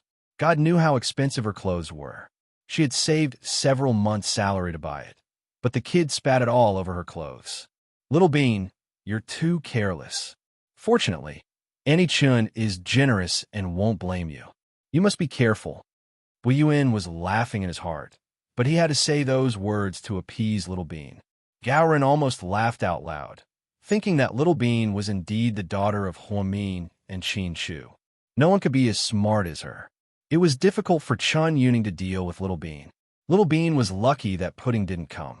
Otherwise, Chen Yuning had thought that Gao Ran would pick up the kid and drive her home, and they would look for a place to eat. But when the car stopped in front of Gao Ran's building, she was hesitant. She was a little hesitant. Chief Gao, we're eating. My Lingling has prepared dinner and is waiting for us. In your home? Chen Yuning was dumbfounded. Yeah, I rarely eat outside anymore. I'm sick of it. The food at home is still the best. When she heard that I was going to treat you to a meal, my wife was very enthusiastic. After hearing about your heroic deeds, she kept asking me to take you to see her. It's a rare opportunity. She heard that you were coming over, so she came back early to prepare. Then, will it be too much trouble for your wife? Different from other colleagues, Chen Yuning refused to call Zhu Lingling's sister-in-law. Instead, she called her your wife. That won't happen. My Lingling couldn't ask for more. Chen Yuning braced herself and followed Gao Ran upstairs. She had been thinking about one thing the entire way. Was this dinner at Gao Ran's house unintentional, or did he prepare this meal on purpose? Could it be that he knew what she was thinking and wanted to put her in her place? A united front with his wife? The more Chen Yuning thought about it, the more agitated she felt. She became uneasy. She hated Zhu Lingling and the sight of this woman. So, the moment she stepped into the Gao family's house, she put on a hypocritical mask and began to act. "I'm sorry. I didn't know I was coming to your house, so I didn't bring any gifts," Chen Yuning said to Zhu Lingling with a smile. "Oh, don't be so polite. I won't be picky. After all, it's not easy for a police officer like you. You don't even have enough money to spend in a month. You can't buy caterpillars and birds' nests like me. Can you?" Zhu Lingling smiled with a dagger in her eyes. Auntie Lingling. Little Bean dashed over and threw herself into Zhu Lingling's arms. "Oh, daughter-in-law, why are you here?" Ignoring Chen Yuning, Zhu Lingling picked up Little Bean. "Let's go, little Chen. Let's eat." Gao Ran put a new pair of slippers on the floor. After changing, Chen Yuning walked to the dining room with Gao Ran. She glanced at the dining room, and her expression changed even more. "Sister Lingling, you ordered takeout, right?" Chen Yuning's smile was sarcastic. The table was filled with food boxes with the restaurant's logo. She knew it was takeout at first glance. But was it a good idea to treat someone to a meal and order takeout?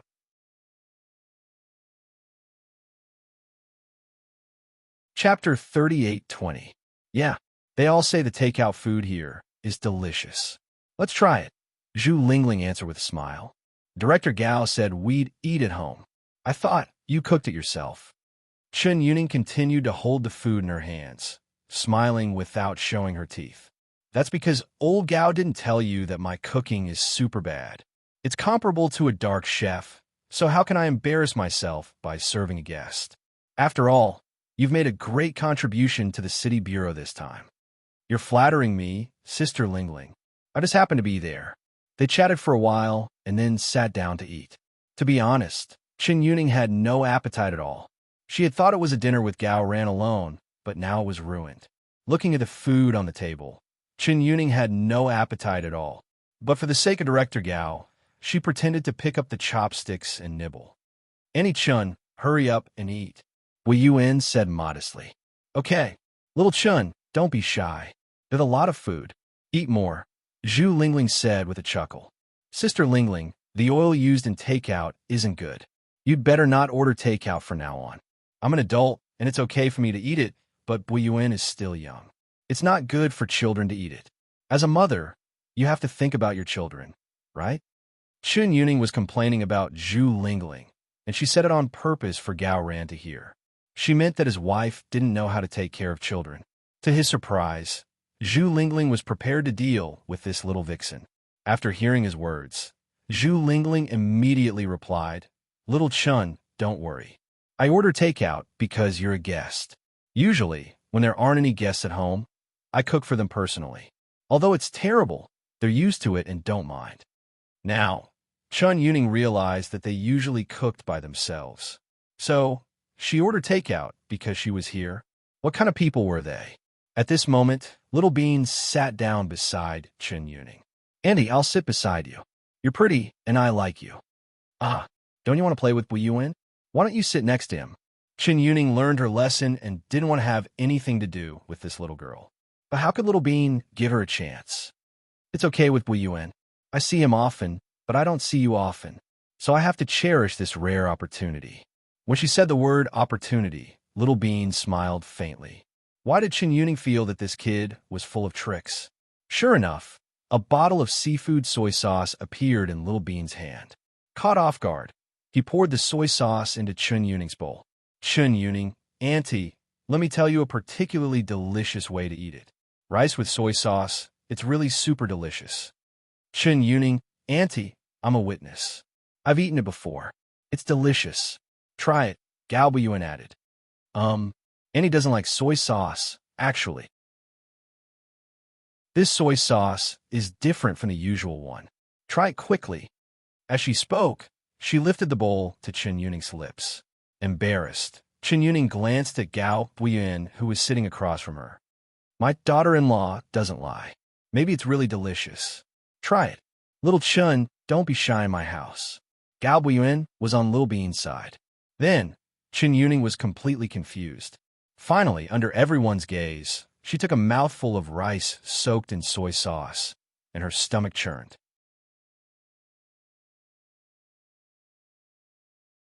Chapter 38:21. Auntie, are you okay? Have some water. Little Bean handed her a bottle. Feeling terrible, Chen Yuning didn't even have time to look at the bottle before she took it. She took a big gulp. Then she rushed into the washroom and threw up. In the dining room, Zhu Lingling glanced at Little Bean. Daughter-in-law, what did you give her? She has such a big reaction. A durian-flavored drink. Zhu Lingling, Gao Ran, Gao Kun. Our Little Bean is really something. With you around, we don't need to ask Annie Huamin to help us. Ha! Honey, do you feel bad that we're giving her a hard time? Zhu Lingling looked at Gao Ran with a smile. Comrade Zhu Lingling, don't set me up. I won't fall into your trap. Why would I feel bad? We're not related to each other. Then Chen Yuning walked out of the washroom with a pale face. Her face was livid. Little Chun, are you okay? Zhu Lingling asked. Sister Lingling, I'm fine. I don't like the smell of durian. It's too smelly. That's why I couldn't help it. I'm sorry for making a fool of myself. Under such circumstances, Chen Yuning could still talk to Zhu Lingling calmly, which showed that she was able to keep her composure. Huamin was right. She wasn't easy to deal with. It's okay. I'm glad you're okay. Come on, let's eat. No, I really can't eat. My stomach hurts. Director Gao, I'll go back now. You're leaving so soon? You haven't eaten anything yet. I don't have a good appetite these days and can't eat. You guys take your time. Chen Yuning thought she would be crippled if she stayed any longer. So, she decided to leave as soon as possible. Let me walk you out. Zhu Lingling stood up immediately. Okay, honey, you walk little Chen out. I'll get food for the kids. Gao Ran agreed with Zhu Lingling. Just like that, Zhu Lingling led Chen Yuning downstairs. The two women just went out and didn't speak along the way. The atmosphere was very tense. Chen Yuning didn't stop until she was about to reach the gate of the neighborhood. Sister Lingling, you're pretty good. Really? Are you praising me or insulting me? Zhu Lingling stared into her eyes. Of course I'm praising you. No, compared to you, little Chun, I'm not strong enough. If I were strong enough, why would I be targeted by wolves and tigers? Don't you think so? Chen Yuning knew what she meant, but she wasn't mad. Instead, she smiled slightly. Sister Lingling, I've always felt that people should know their limits, right? Of course. Zhu Lingling nodded. Chief Gao is really outstanding.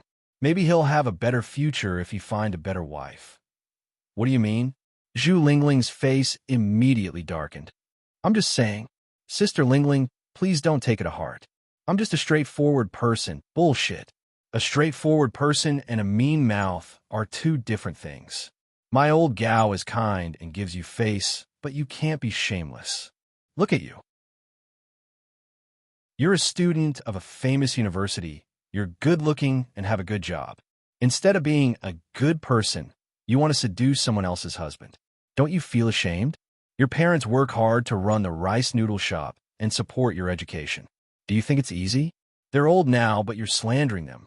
Sister Lingling, you can eat whatever you want, but you can't say whatever you want. You don't have any evidence. How can you frame me? Frame you? Hee hee. You know it yourself.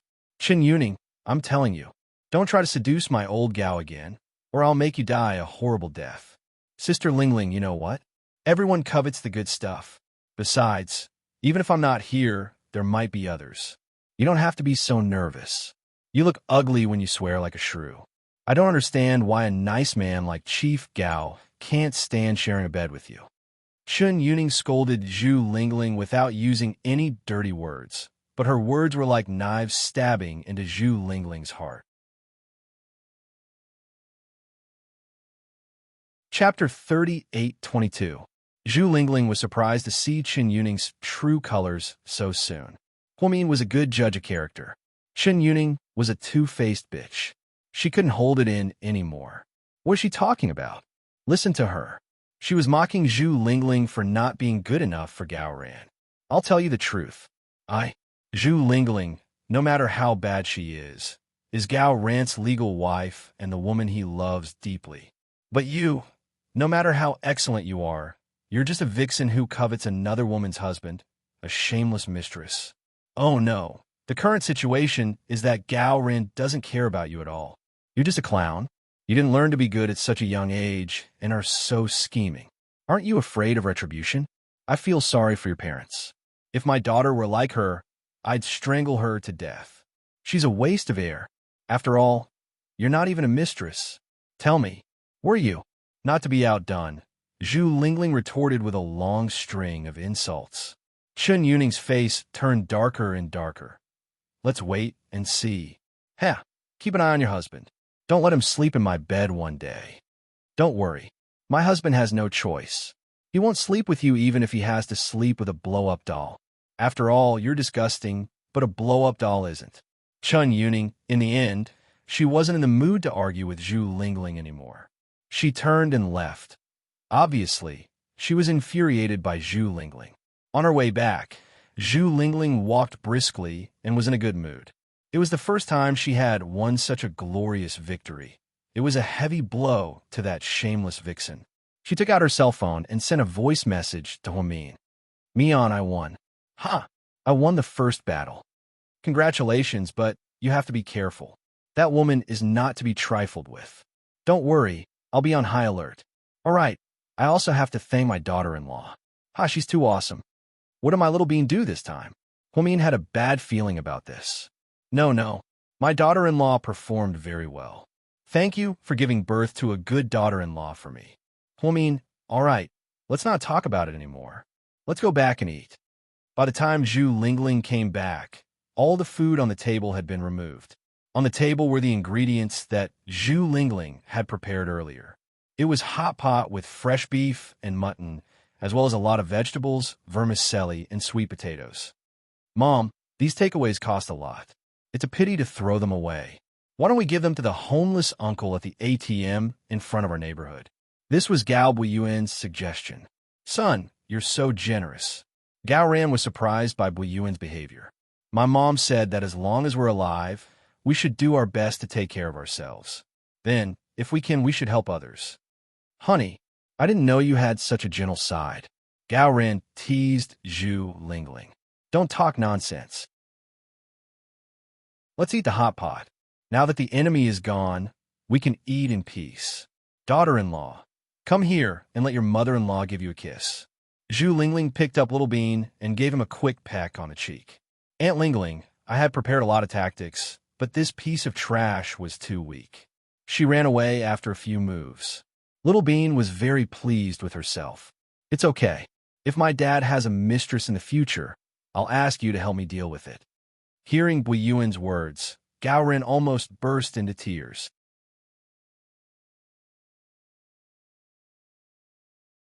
Chapter 38-23. Son, you're tricking your dad. Zhu Lingling laughed so hard that tears almost came out of her eyes. Gao Buiyuan, are you still our son?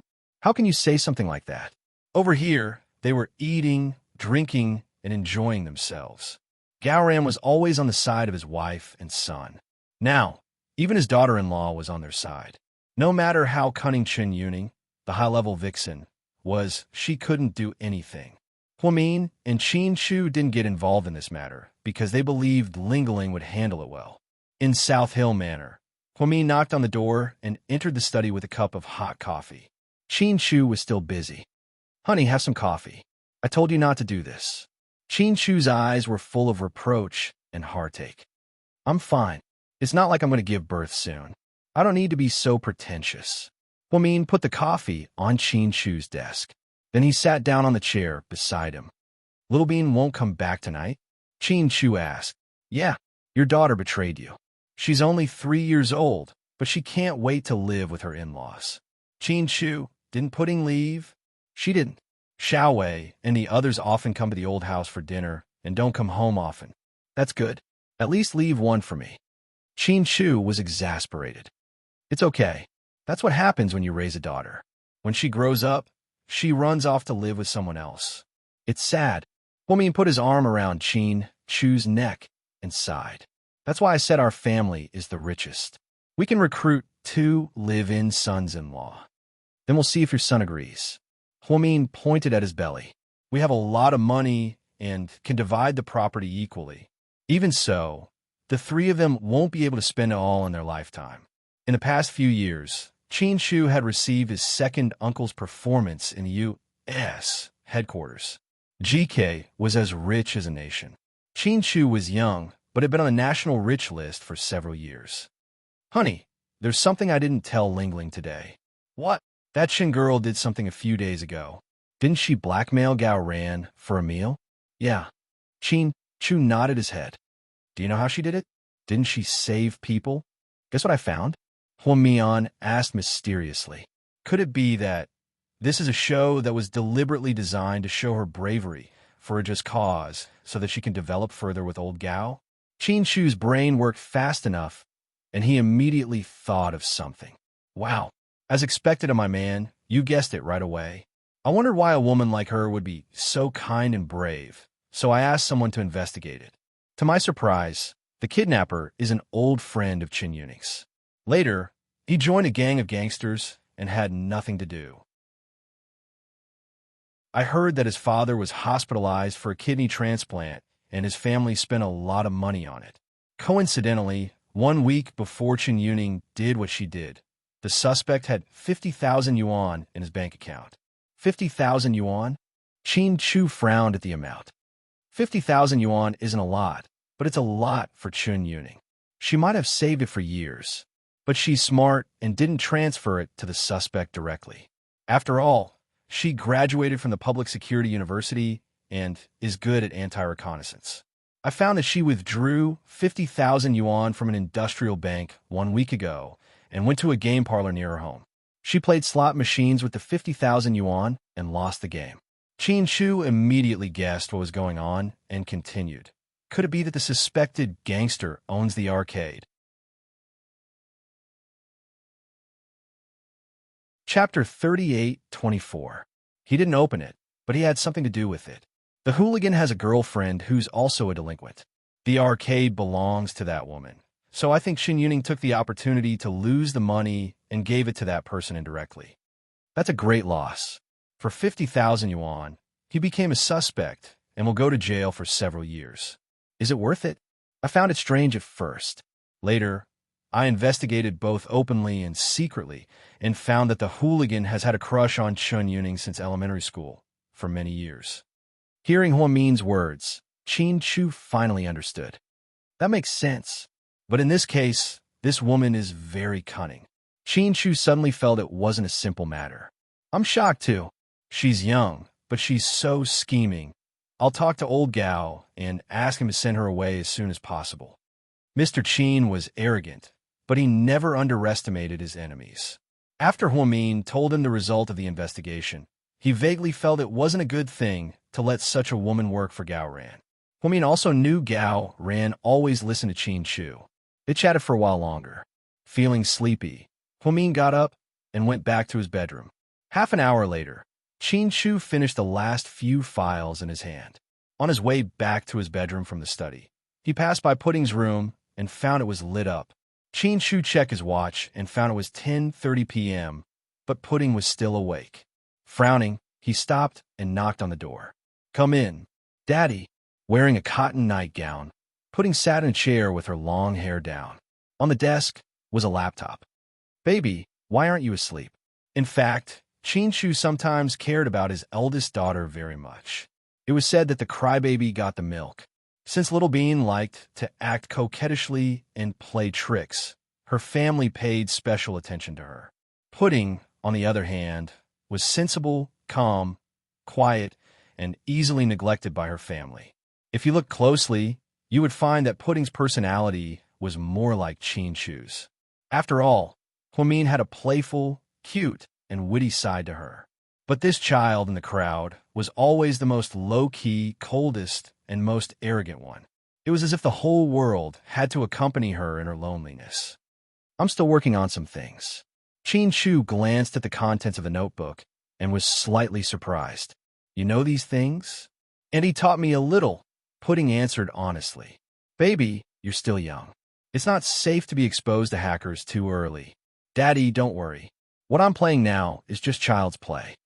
I saw that you've been selling the shares of the subsidiary company recently, and then a few companies have started to buy them.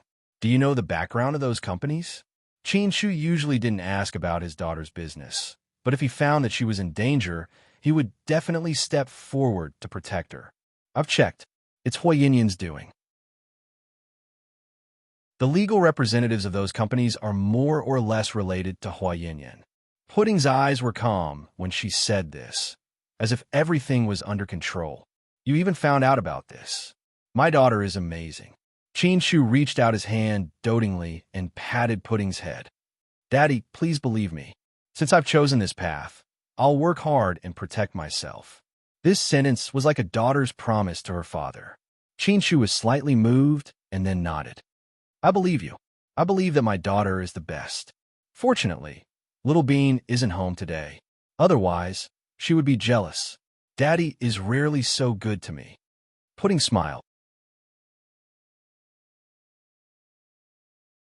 Chapter 38:25. Hearing this, Qin Shu felt a dull pain in his heart. It seemed even Pudding thought her family liked Little Bean more. Pudding, Daddy and Mommy love you and your sister equally. It's okay.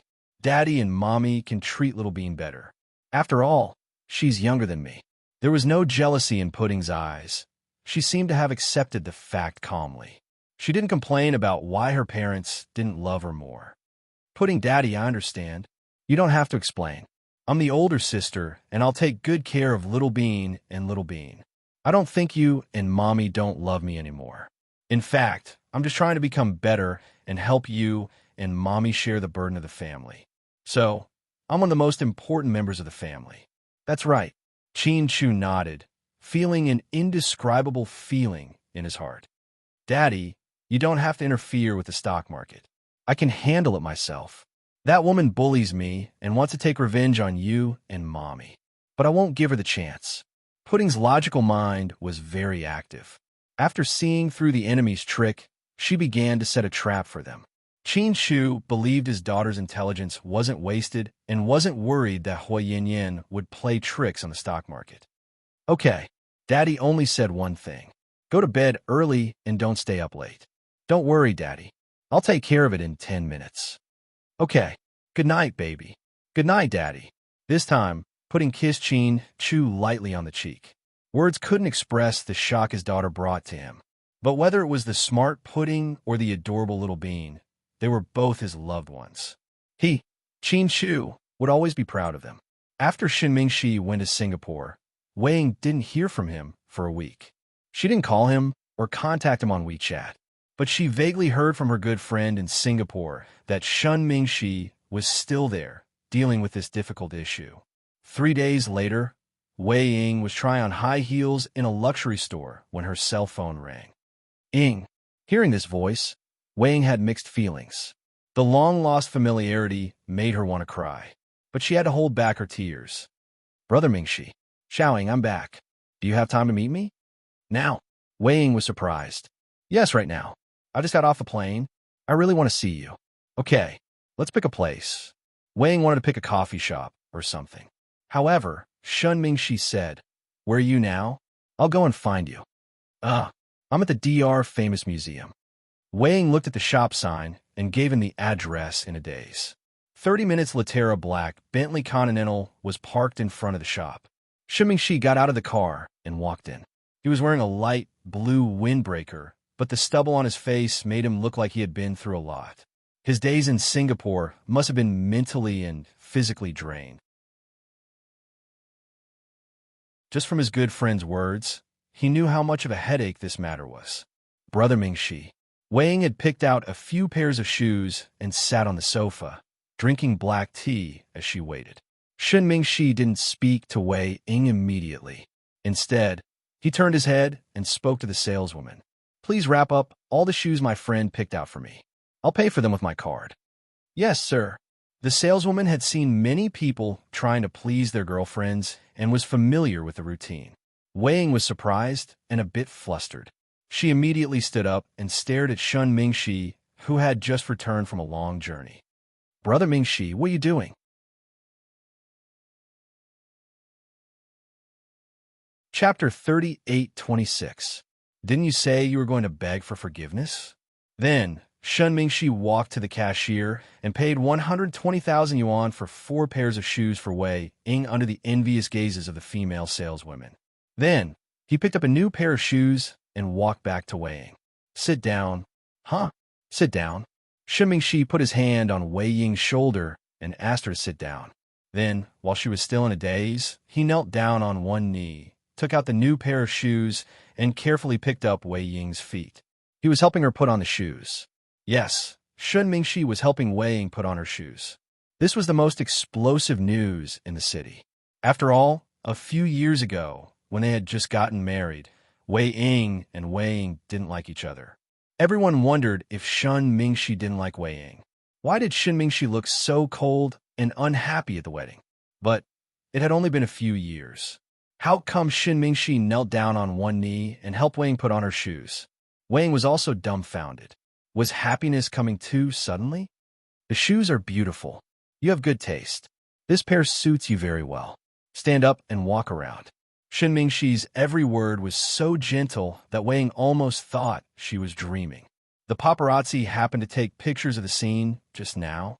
Half an hour later, the news on all the major websites was heir of the Shun family suspected of rekindling old relationship with ex-girlfriend. Then, their Weibo exploded and dominated the trending topics for 5 hours. The top 3 trending topics were Wei Ying, Shun Mingxi, and Wei Ying suspected of getting back together. Obviously, there were many gossipy netizens except for their fans. Some passers-by's opinions were interesting. A gossip magazine purposely cut out a few comments and put them on the news with thought-provoking meanings. Passerby, whoa, they really got back together? When they first got married, I thought that they were a golden couple. They were truly well-matched in terms of social status and were childhood sweethearts. How could a flirtatious slut like Hui Yin compare to them? Passerby B. A man who cheats on you is like a piece of RMB stained with shit. It's a pity to throw it away, but it's disgusting to keep it. I didn't expect Wei Ying to be such an unprincipled person. If I were her, I wouldn't forgive her. With her family background, it's only a matter of time before she finds a handsome male model. Passerby C. Didn't you say that the Shun family was short on funds a while ago? I heard that the young master of the Shun family had been borrowing money from everywhere. How did he manage to solve it so quickly? Could it be that he had spoken to the Wei family? Ha ha ha ha. What a scheming man. Miss Wei had better keep her eyes open. Passerby D. At this moment, the shadow in Wei Liao's heart. Ha ha. After leaving the shoe store, Shun Mingxi and Wei Ying went to the tea house next door. The two of them did not care about the rumors and gossip outside. "Ying, I want to apologize to you. I stood you up that day and made you sad." Shun Mingxi came to apologize sincerely. After getting off the plane, he didn't go home or to the company. He came to see Wei Ying immediately because he felt that it was important to apologize to her. "It's okay. You had your reasons. I understand." Wei Ying was not happy, but when she saw Shun Mingxi in person, her heart softened. Besides, she knew that he did have something to say. "Qinqian's incident was terrible. I stayed there for 12 days. When Shun Mingxi said this, it was obvious that he was exhausted. What happened? What happened? How did they punish her? Wei Ying was very concerned about the progress of the case. She had heard from her friend that if the Singaporean court found her guilty, Tian would not only be expelled from school, but also be blacklisted from Singapore and banned from entering the country forever. After all, at such a young age, she had viciously hurt other people. It was terrible. Chapter 38:27. Fortunately, everything was resolved. The guardian of the injured child withdrew the lawsuit and accepted a private settlement. How much did you pay? 1 million yuan, Shun Mingxi said guiltily. Singapore dollars? Wei Ying guessed. Shun Mingxi nodded. Singapore dollars were very different from Chinese yuan. The exchange rate was 1 to 5. That was to say, 1 million Singapore dollars was equivalent to 5 million Chinese yuan. 5 million yuan. An ordinary family might not be able to earn that much in their lifetime.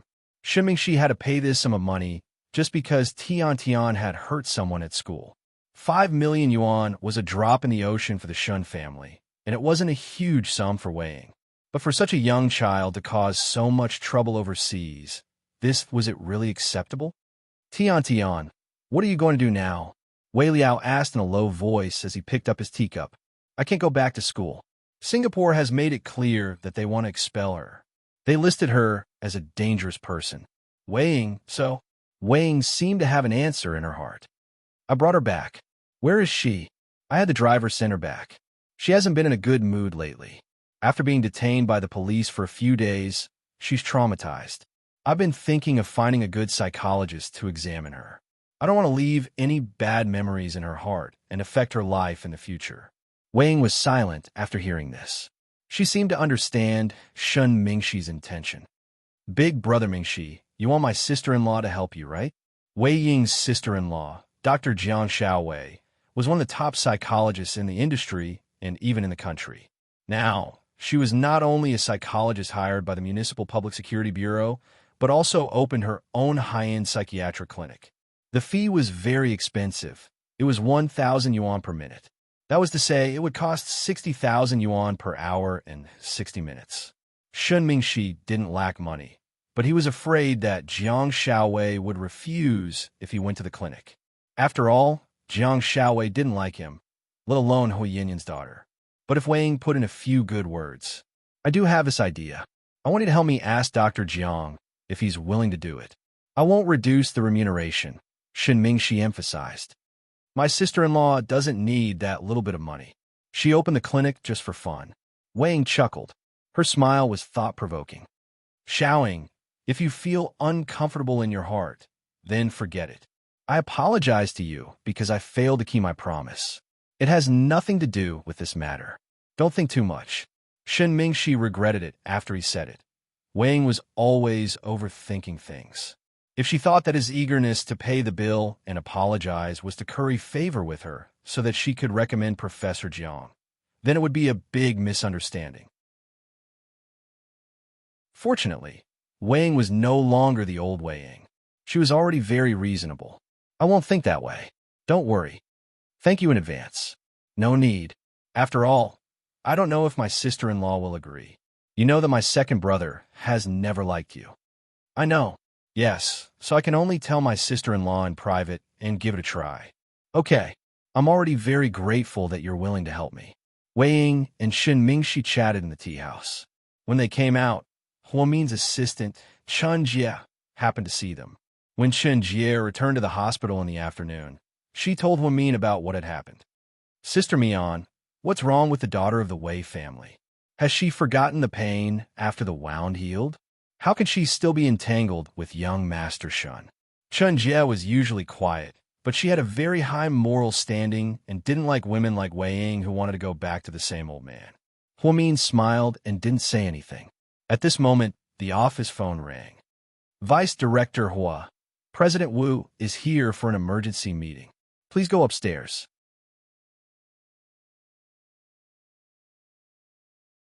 Chapter 38:28. Receiving an internal call, Huomin stood up, put on his white coat, and walked out, ignoring the gossip about Shun Mingxi and Wei Ying. Huomin thought President Wu was here to hand over some work. Or maybe something important happened at the hospital. In fact, he did have something important to announce. When Huomin walked into the conference room, all the senior executives of the hospital were there. She didn't know about this. Su Yu's mother, a board member of the foundation, was also here. It meant the situation was serious. The vice director is here, someone said, and Huomin walked toward his seat. President Wu's face was dark. He didn't smile and didn't look up at Huomin when he walked in. Huomin felt it was strange. Since everyone is here, let's be quiet. I have something to announce. Hearing President Wu's words, everyone stopped whispering. Huomin and Su Yu's mother looked at each other. Obviously, Suyu's mother didn't know what President Wu was going to say. President Wu was a straightforward man with a stubborn temper, but he was very principled. Over the years, he had built up the reputation of the first hospital in Southside. He doted on Huomin from the bottom of his heart, like a senior to a junior or a master to his disciple.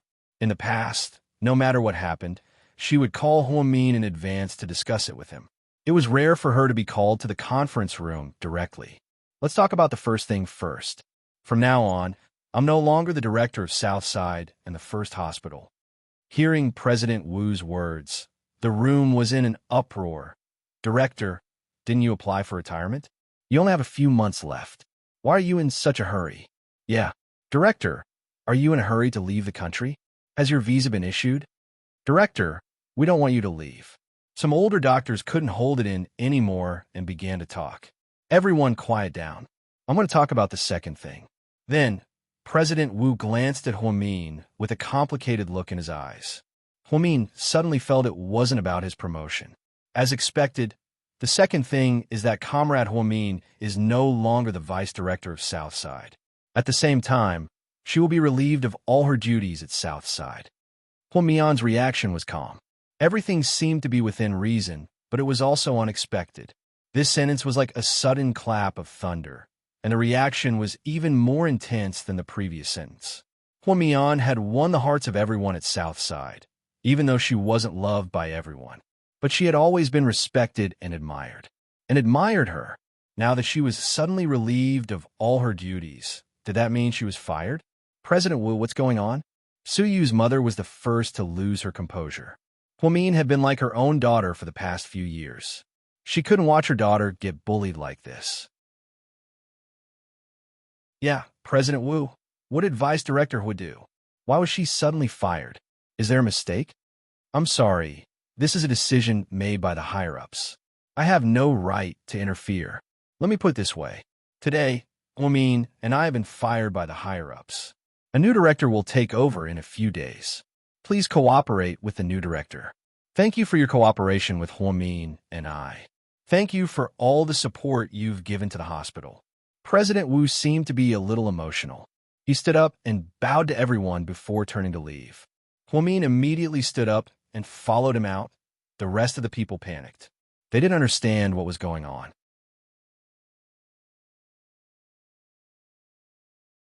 Chapter 38-29. President Wu. Mian, don't ask anything. You're smart. You should understand. In short, it's worth sacrificing the two of us to protect the hospital.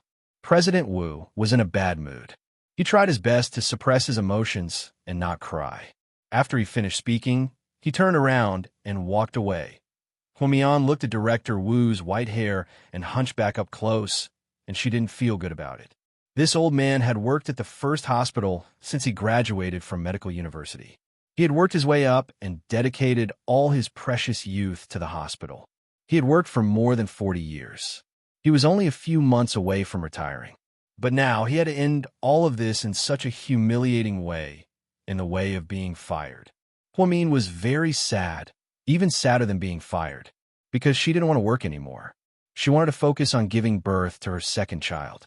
However, President Wu was already so old, and a hero of the hospital was being treated like this. Wasn't it too? As for the reason, she didn't need to ask. It must have something to do with Zheng Rou's disappearance. Zheng Rou had been missing for more than a week. She didn't receive any blackmail calls. What did that mean? Perhaps the person who captured Zheng Rou wasn't after money. In other words, it was a mystery whether Zheng Rou was still alive or not. As a father, it was inevitable that Secretary Zheng would worry about his daughter. Therefore, this father vented his anger on Southside Hospital, because Zheng Rou went missing here. And President Wu didn't know what kind of negotiation he had with Secretary Zheng. In the end, he and Huomin resigned in exchange for the safety of Southside Hospital. Only the two of them knew the real story. Huomin returned to the office in disappointment. She looked at the familiar desk, computer, teacup, and sofa. She actually felt a little reluctant, although she kept saying that she wanted to resign and was tired. But when she was about to get a divorce, she suddenly felt so sad. Huomin sent Qin Chu a WeChat message. Honey, dear honey, I'm fired. Good. Huamin, then you don't have to be the director of Southside anymore. You could be my wife and Pudding and Little Bean's mother. Haha, you are gloating.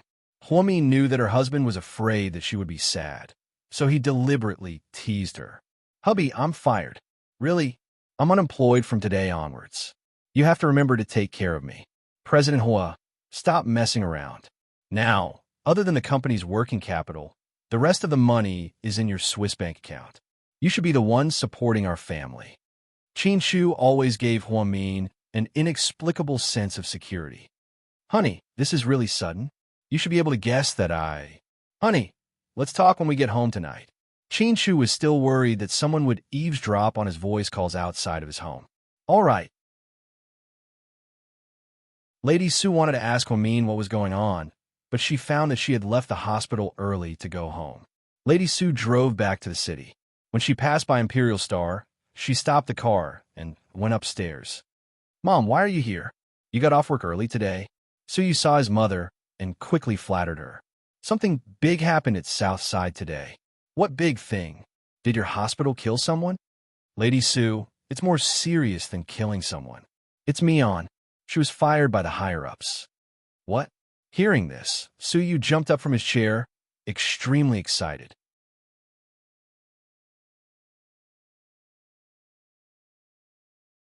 Chapter 38:30.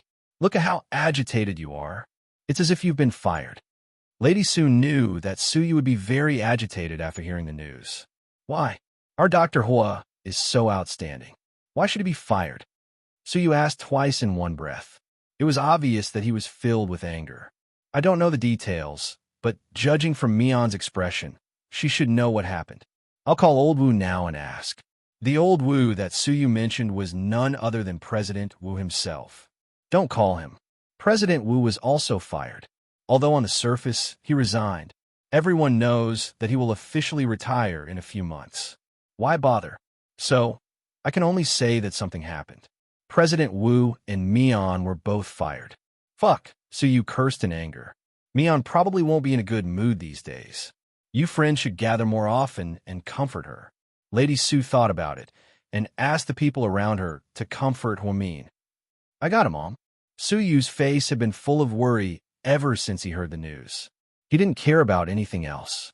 He only knew that Huamin liked being a doctor and had feelings for Southside. Otherwise, with Qin Shu's current wealth, Huamin wouldn't be able to squander it all in his lifetime. He wouldn't become a director for a mere million-yuan annual salary. Most importantly, the workload was huge and he had to worry about it. It was a thankless effort. When Lady Su left Imperial Star, she bumped into Han Yueyao in the lobby. When she was dancing, the soles of her feet were a little scratched, so she went to the pharmacy to buy a Band-Aid. Unexpectedly, she bumped into Su's mother. Han Yueyao felt guilty in front of Su's mother. So, she only greeted her in a low voice, Auntie Su. Okay, Su's mother responded with a smile, nodded, and then left with the bodyguard and driver. Han Yueyao knew a smart woman like Mrs. Su wouldn't show her dissatisfaction or pester her repeatedly, even if she was unhappy with her.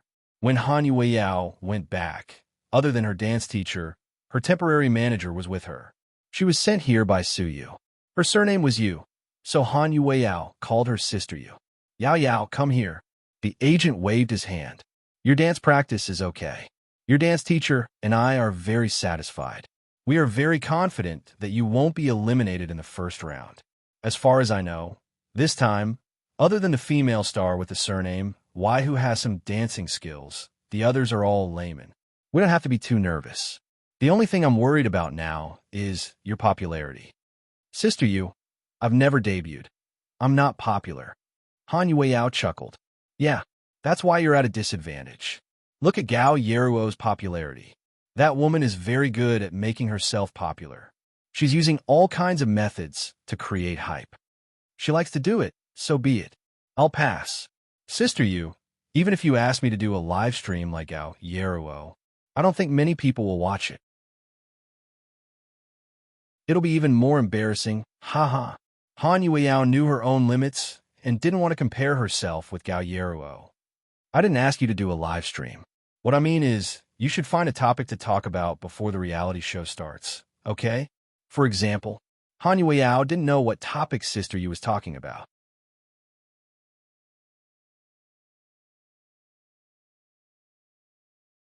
Chapter 38-31. I heard a while ago that Jiang Yi came to work with you. He's always been popular in the industry and has a lot of connections. He's been single all these years and hasn't revealed his girlfriend. I think you should use this opportunity to create some hype.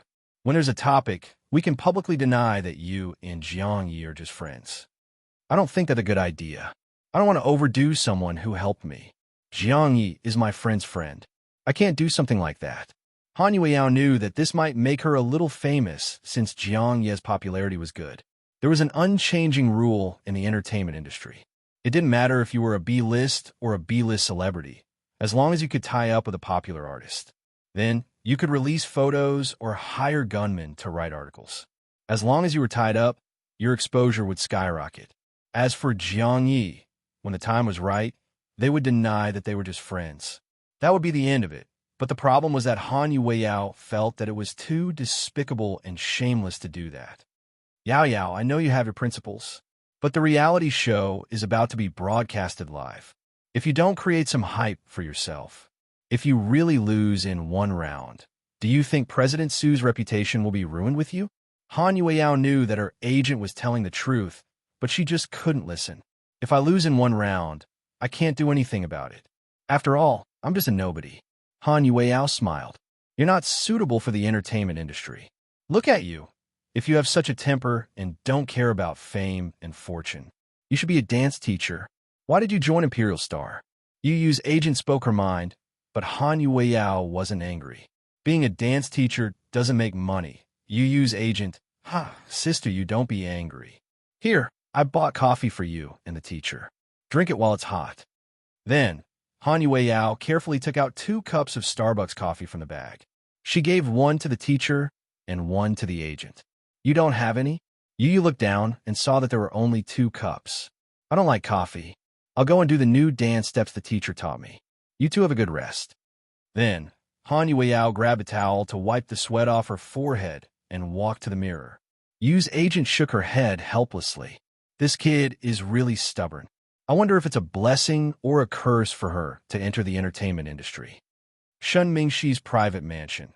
Since Hui Yinyan shamelessly took over his old house, Shen Mingxi didn't go back there. Instead, he bought himself a well-decorated villa. When he came back after meeting Wei Ying, only the nanny and Tian Tian were at home. Mr. Shen, you're back. Yeah, where's Tian Tian? Mississippi Miss Tian Tian. Did she eat? No. I tried to persuade her for a long time, but she just locked herself in her room and didn't come out. She didn't eat either. All right, I'll go take a look. Shen Tian Tian of was. She didn't say a word on the plane or on the way back. He didn't know how big of a blow it was to Tian Tian and didn't know what had happened that day. The victim only said that they quarreled, and then Tian Tian scratched the little girl's pretty face with a pencil. Shen Mingxi's footsteps were heavy as he walked upstairs. He didn't know when it started, but Hui Yinyan and Tian Tian had become his heaviest burden.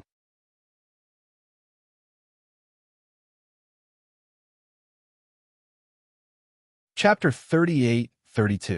Shen Mingxi knocked on the door. There was no response. Shen Mingxi had no choice but to insert the key he had prepared beforehand.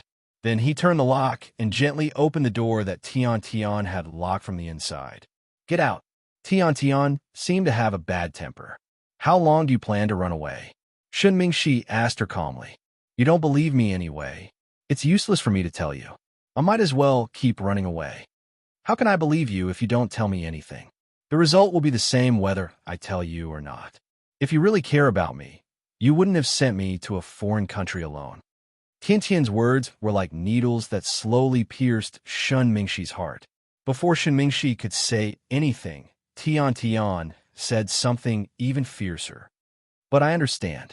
After all, I'm not the child of you and Hui Yinyan. I'm another man's bastard. You didn't even want my mother, so I'm already lucky that you still want me. So, I shouldn't hate you.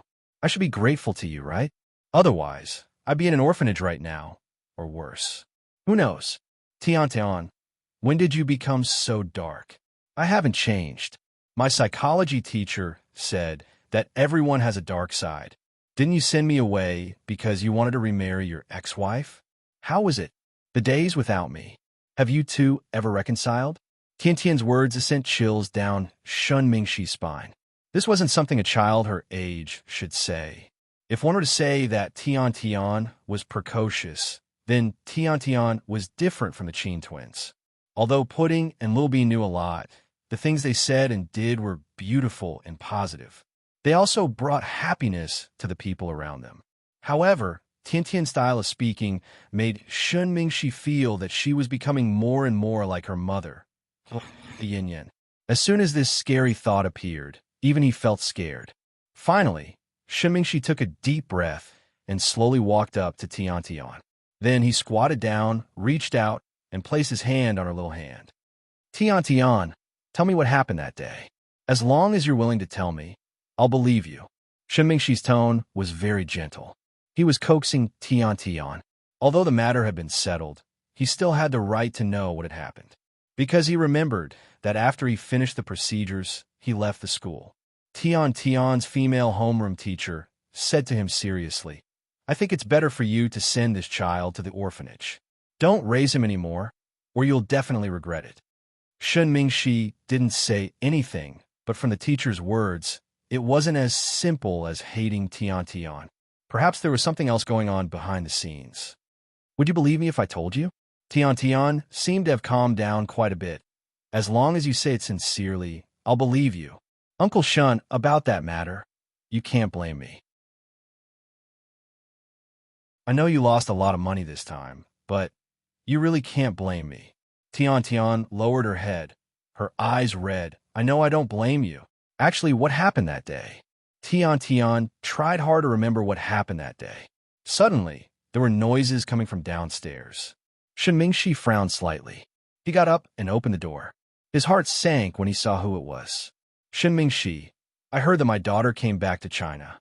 I want to see her. Hui Yin came with a burly man with tattoos all over his arms.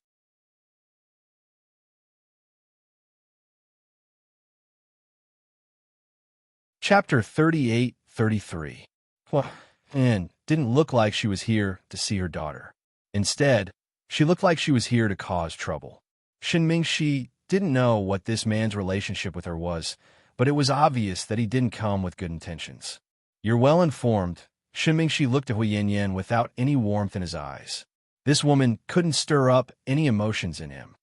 Of course. After all, she's my daughter. You really think she's your daughter? Tian heard the noise and ran out behind Shun Mingxi. She looked downstairs and immediately hid behind Shun Mingxi. Tian, come down. Come with mommy. Hui Yin's attitude was firm. She didn't care that Tian was in Singapore. But recently, she received news that Shun Mingxi had brought Tian back to China. So, she immediately came to pick Tian up. I'm not leaving. Uncle Shun, I don't want to go with her. Tell her to get lost. Tian hid behind Shun Mingxi and spoke in a low voice. But it was obvious that she didn't like her mother. Tian used to like her mother very much. But later, what Hui Yin did left a big shadow in her heart. So, when they met, Tian didn't remember any maternal love at all. She only felt fear. Hui Yin saw that there was no response, so she walked upstairs. Tian, it's mommy. Look at me. When Hui Yin was in the psychiatric center, she only cared about herself. She didn't have a child. Now that she was out and had some money, she came back to society. Of course, she wanted to find the only child who was related to her. Get lost. I don't want to go back with you. What did you say? Hui Yin opened her mouth in disbelief. Tian, you don't remember me. I'm your mother. Hui Yin emphasized in agitation. You're not my mother. My mother is dead. Get lost, crazy woman. Tian scolded Hui Yin while clutching the corner of Shun Mingxi's shirt. Shun Mingxi, what did you say to my daughter? Why is she treating me like this? Hui Yin pointed at Shun Mingxi angrily. Why don't you remember what you did to her? Shun Mingxi's voice was calm. Perhaps he had already expected such a scene. He was so nice to Tian, but Tian, to say, this mother who hurt her. Uncle Shun, I won't cause any trouble in the future. I'll listen to you. Don't make me go with this crazy woman. I hate her. Call the police and tell her to get lost. I don't want to see her again. Tian said this to Shun Mingxi in front of Hui Yin. No, not at all.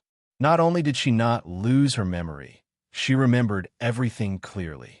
That was why he was so afraid of Hui Yin. She was afraid that her mother would strangle her when she had a relapse. If that happened, she would die. Hui Yin, you heard her. She doesn't want to go back with you. What? Are you addicted to raising her? Do you really have ulterior motives for my daughter, just like what people say?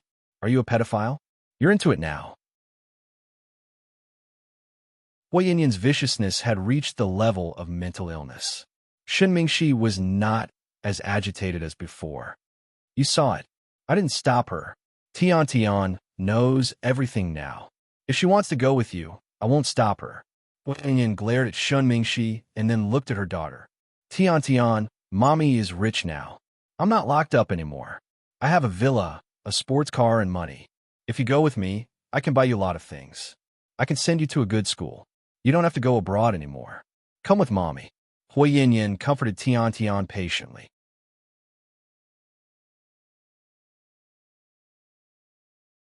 Chapter 38-34. You're not my mother. You're a psychopath. The child's words pierced Hui Yin's heart deeply. Shen Mingxi, is this how you educate my daughter? She's a child filled with hatred. How can you do this to me? Hui Yin roared with tears in her eyes. Even now, you're still pushing the blame onto others as if you're always right. I have nothing to say to you. You'd better take your men and leave now. Otherwise, when the police come, you'll be charged with trespassing. It's not a good feeling to be locked up. You. Hui Yin gnashed her teeth in hatred. Shun, you'd better watch out. Shun Luo and warned. Before leaving, Hui Yin's burly tattooed man didn't forget to threaten Shen Mingxi. But he didn't care about that. Seeing Hui Yin leave with his men, Tian walked out from behind him. Uncle Shun, I'm scared. Will she come to me again? I don't know. I don't want to see her again. Do you have any way to make her disappear? Tian's words made Shen Mingxi's eyelids twitch. Why did her words sound so strange and creepy? Seeing Shen Mingxi's strange look, Tian immediately corrected herself. No, I mean, Uncle Shun, can you find a way to send her abroad? I want to stay with you. Your mother is free now, and I can't touch her. Besides, she has a complicated relationship, and I don't want to get involved in it. Uncle Shun, please don't send me away, okay? I won't be angry with you anymore. I'll support your decision to marry Annie Wei. I'll treat her with all my heart. Maybe it was because of Hui Yin's visit that night. Tian's attitude toward Shen Mingxi changed drastically. Maybe she was afraid that she would be sent back to that woman. I didn't say I'd send you away. In your current situation, it's not wise for you to go back. Uncle Shun, I love you. I won't be angry with you anymore. After saying that, Tian hugged Shen Mingxi's leg. Her pitiful look was pitiful. Hui Yin left after making such a scene. She didn't come to harass him again. Shen Mingxi was quite surprised. Did she just let go? It was only after that incident that he realized how vicious this woman was. Hui Yin returned home at night, as usual. It was just an understatement at the dinner table. From tomorrow onwards, I'll be unemployed. However, no one reacted because Qin Shu was still at work. Therefore, the in-laws and the two children continued to eat calmly. Everyone, please pay attention. I said, from tomorrow onwards, I'm unemployed. Hui Min made another formal announcement. Mommy, stop messing around, Little Bean mumbled as she ate. Hui Min didn't know whether to laugh or cry. I say, why don't you believe me? I'm really unemployed. I've been fired. Mommy, if you want to act like a spoiled child, wait for Daddy to come back. We're all hungry and we're still eating. We don't have time to comfort you. Little Bean said this time. Hui Min, oh my God, what was going on? Why didn't anyone care about such a big thing? Maybe it was because the dinner was too sumptuous, or maybe it was because everyone was too hungry. After a while, everyone finished their dinner like a whirlwind and went to do their own things. Her father-in-law watched the evening news regularly. Her mother-in-law went for a walk in the garden after dinner. Even though it was cold, she didn't slack off. Sometimes, she even took the initiative to help the gardener with the flowers in the greenhouse. Pudding liked to watch finance. She wore headphones and watched it on her tablet. Little Bean held a bowl of fruit after dinner. She played games and ate fruit. When Chin Chu came back, Huamin was still sitting at the dinner table, looking dazed. "Honey, why are you in a daze?" Chin Chu sat down beside her.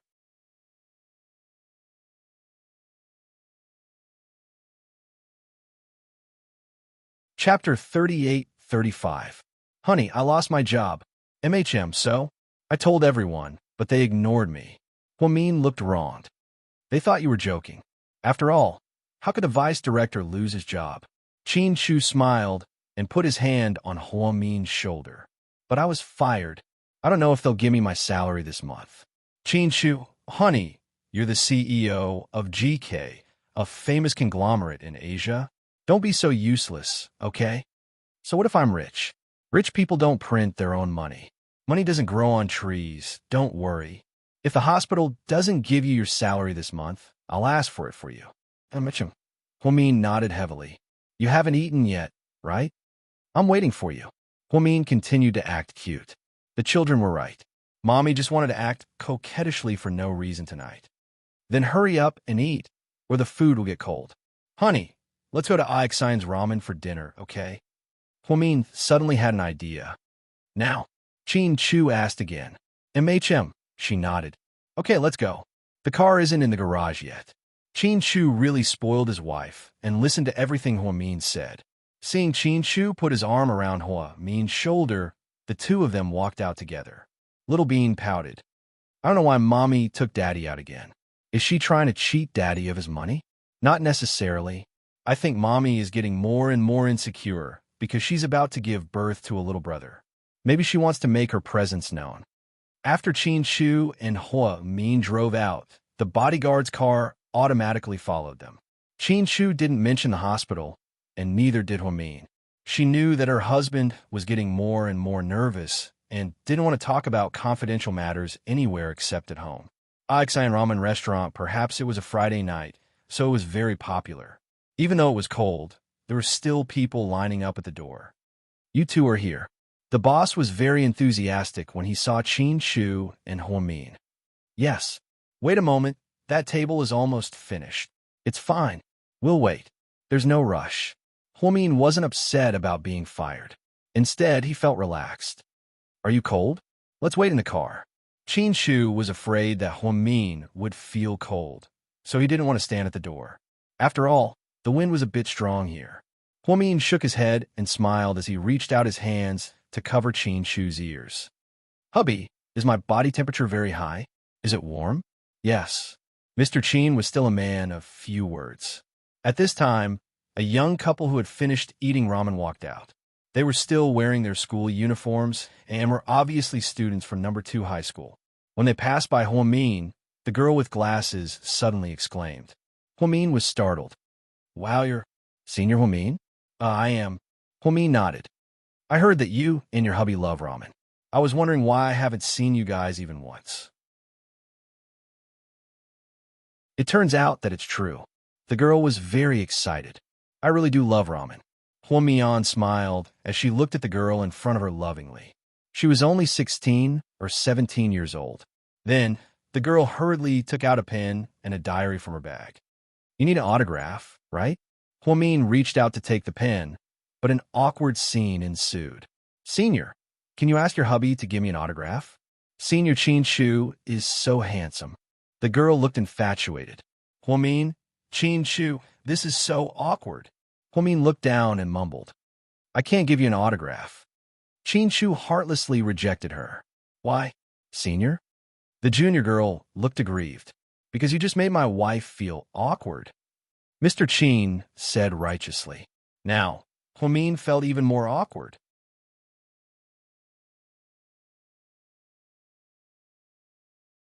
Chapter 38-36. Then, I'll ask senior sister to sign for me first, and then you can sign for me.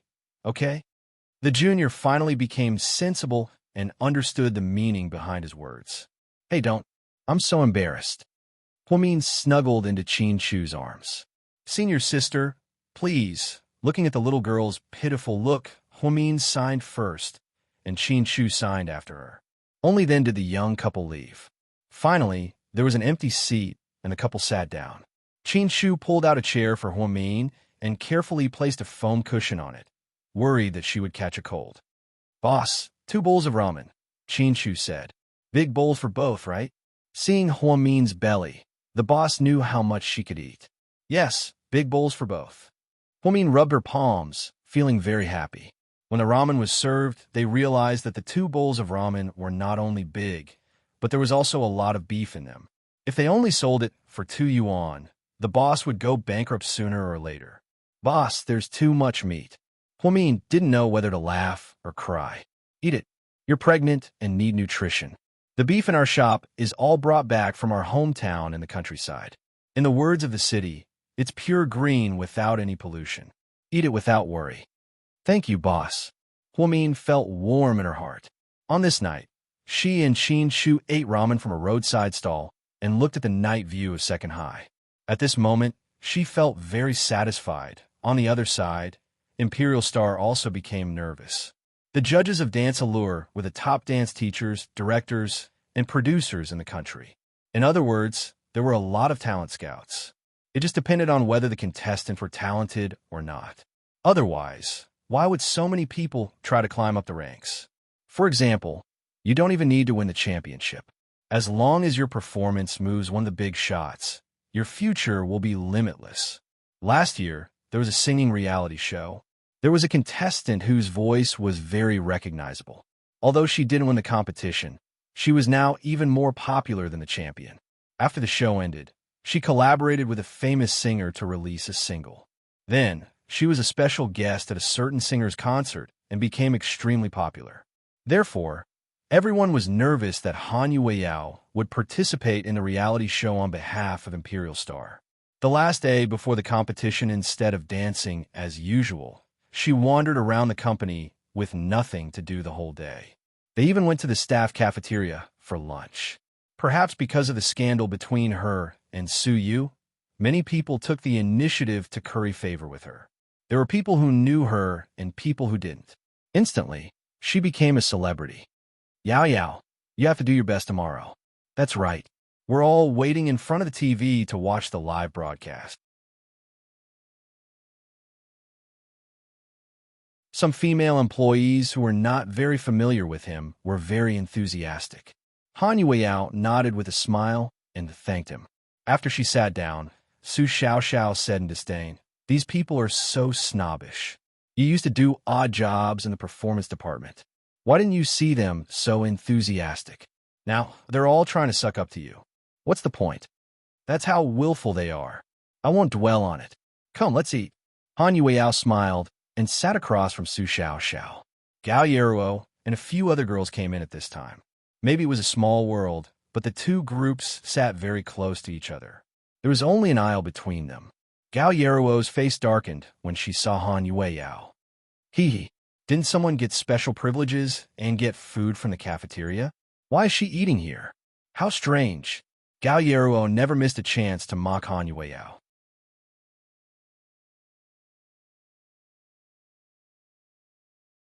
Chapter 38-37. Han Yueyao looked up and chuckled. Money can't buy me anything. If I want to come, I'll come. If I don't want to come, someone will bring me food. What? Are you jealous? Jealous? What a joke. I can eat anything I want. Why should I be jealous of you? Do you really think you're a dish? I'm not a dish, but I can go on shows that you can't. So, you're not even as good as a dish. Han Yueyao didn't want to give in to Gao Yeruo in front of so many people as if she was afraid of her. Therefore, after a few words of banter, everyone started to look over. I'll let you be so smug. Let's see how you'll die tomorrow. From the looks of it, if I make it to the next round, you won't be able to sleep well. Han Yueyao lowered her head and put a bean sprout into her mouth. What a joke. You think you can make it to the next round? Don't flatter yourself.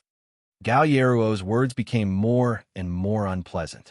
Han Yueyao ate and didn't want to continue arguing with her. She thought it was meaningless. So, she didn't want to talk back. But Su Xiaoxiao didn't want to. The Su family was famous for their short temper.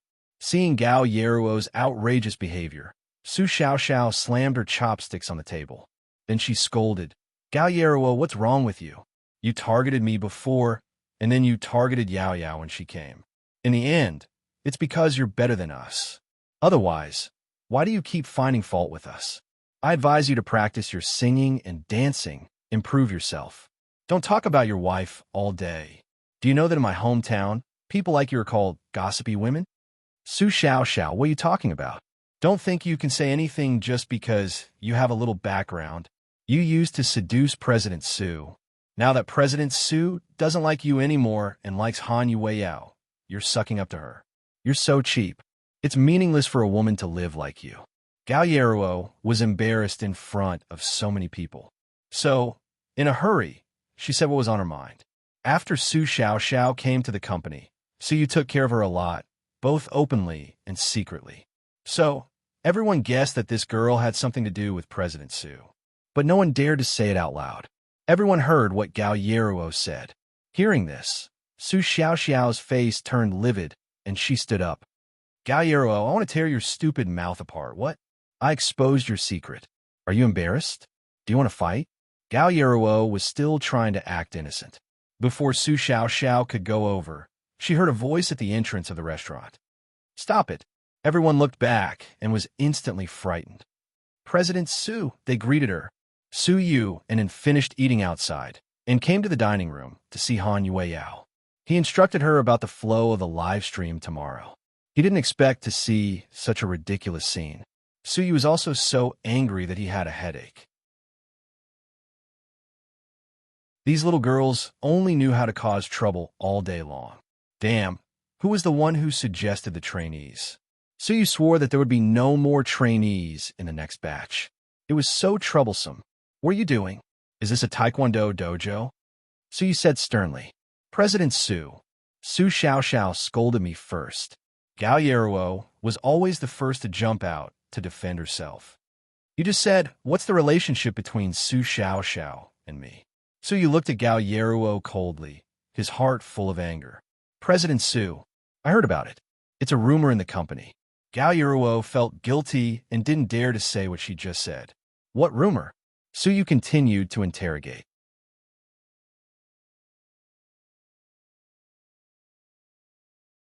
Chapter 38. President Su. Gao Yeruo was terrified at the critical moment and didn't dare to say anything. This was normal. After all, everyone knew about Su Yu's bad temper, so she could only show off behind his back. Now that she was in front of the person involved, she didn't even dare to fart. "Say it. You have to say it. I really want to know what the rumor is." Su Yu's attitude was firm, forcing Gao Yeruo into a corner. It seemed like she had to say it. The other employees were also whispering. Oh no. Gao Yeruo is so unlucky. She got herself into trouble. President Su is angry. Yeah, President Su must be upset. What's going on? Gao Yeruo shot herself in the foot. This woman is going to die sooner or later. After all, she likes to die. Most people were just watching the show. After all, it didn't concern them. Seeing Gao Yeruo in such a difficult position, her cousin Yelling Xuan's agent couldn't help but stand up. "President Su, shut up. I'm asking her, not you." The agent was speechless. Gao Yeruo was scared. Even her cousin's words didn't work. What should she do? "Why aren't you saying anything? Weren't you very enthusiastic just now?" Su Yu questioned coldly. "President Su, I was wrong. I'm sorry." Gao Yeruo decided to apologize to Su Yu in front of everyone. After all, she was a woman. As long as she admitted her mistake and apologized, President Su wouldn't make things difficult for her. If it was in the past, this might have worked. After all, Su Yu didn't want to lower himself to a woman's level. But this time, President Su wanted to make an example out of her, so an apology was useless. "Hey, don't apologize yet. I want to hear what you didn't hear just now. Go on." Gao Yeruo was speechless. "Say it. Hurry up. Otherwise, no one will leave the restaurant today. We'll all stay here and don't get off work." Hearing this, Gao Yeruo's face turned as white as a sheet. It was lunchtime, and there were a lot more people. There were at least a few hundred people. If everyone didn't leave and just continue to waste time here, it would be terrible. If everyone spat at her, she would die. President Su, don't. I'll tell you everything. Tell me, what's the rumor? Su pulled out a chair and sat beside Gao Yero. Shaoan stood behind Su Yu expressionlessly, as if he was used to Su Yu's temper. President Su, I didn't say that. I heard it from others. They all say that you take special care of Su Xiao. There must be something fishy going on. Think about it. She hasn't been in the company for long, but she doesn't need to do anything. No matter how much trouble she causes, you don't want to punish her. If someone else makes a mistake, they'll be fired. Among the trainees, she's the one who's skipping classes the most. She's late and leaves early. She even left halfway when we went to a commercial performance. She didn't even perform, but instead, she's being used more and more. So, everyone says that she might be yours. Go on, continue. Su Yu's face was calm. Gao Yeruo clenched her teeth and said boldly, they all say that she might be your secret lover, the kind who sleeps with you. Before Su Yu could say anything, Su Xiao exploded. Gao Yeruo, fucking bullshit. If you say one more word, I'll skin you alive. Su Xiao had a bad temper. She didn't have a good relationship with Gao Yeruo for a long time, but today was the first time she got so worked up. How dare she say that she had an affair with her uncle? Wasn't that slander?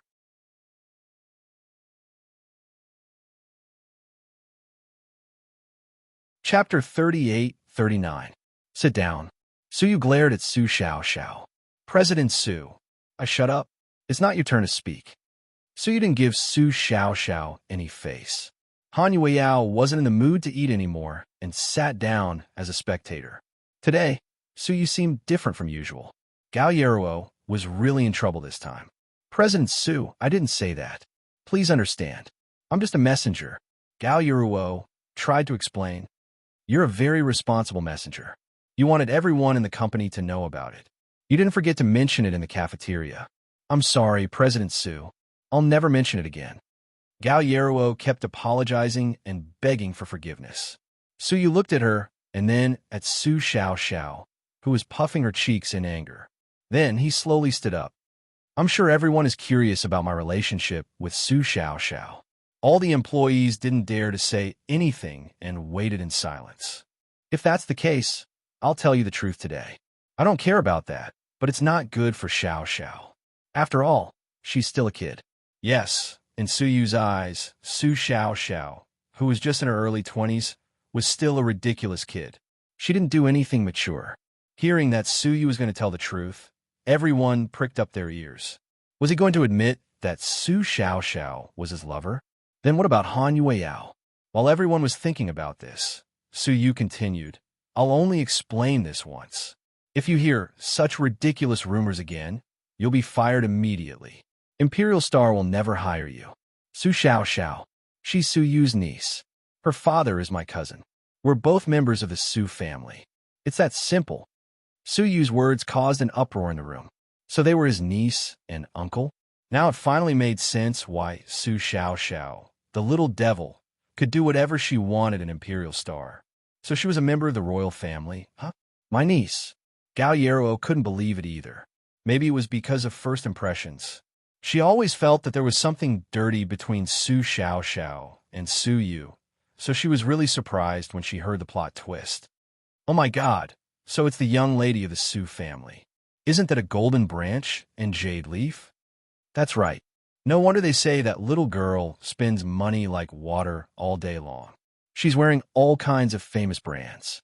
So that's how it is. I told you a long time ago that Xiao's eyebrows are a little similar to President Su's. I even suspected that she was an illegitimate daughter, but their ages didn't match. I didn't expect this to be their relationship. Oh my god, this is so explosive. So she came to the company to play. Fortunately, we didn't offend her. She's a princess. The colleagues were all in a mess. Suddenly, there were all kinds of things being said. Did you hear me clearly this time? So you glared at Gao Yeruo. I heard you clearly. Okay, that's good. From now on, you don't have to be the team leader. I think you're still immature and can't take on the responsibility of a team leader. Because of your cousin, I won't fire you. But if you keep doing this in the future, even God won't forgive you. Thank you, President Sue. Although she was fired as the team leader, she was lucky that she wasn't kicked out of Imperial Star. Gao Yeruo knew that. Idiot, this is what you get for talking so much. Is this fun? Is this exciting? Are you surprised? Su Xiaoxiao looked at Gao Yeruo and asked with a faint smile.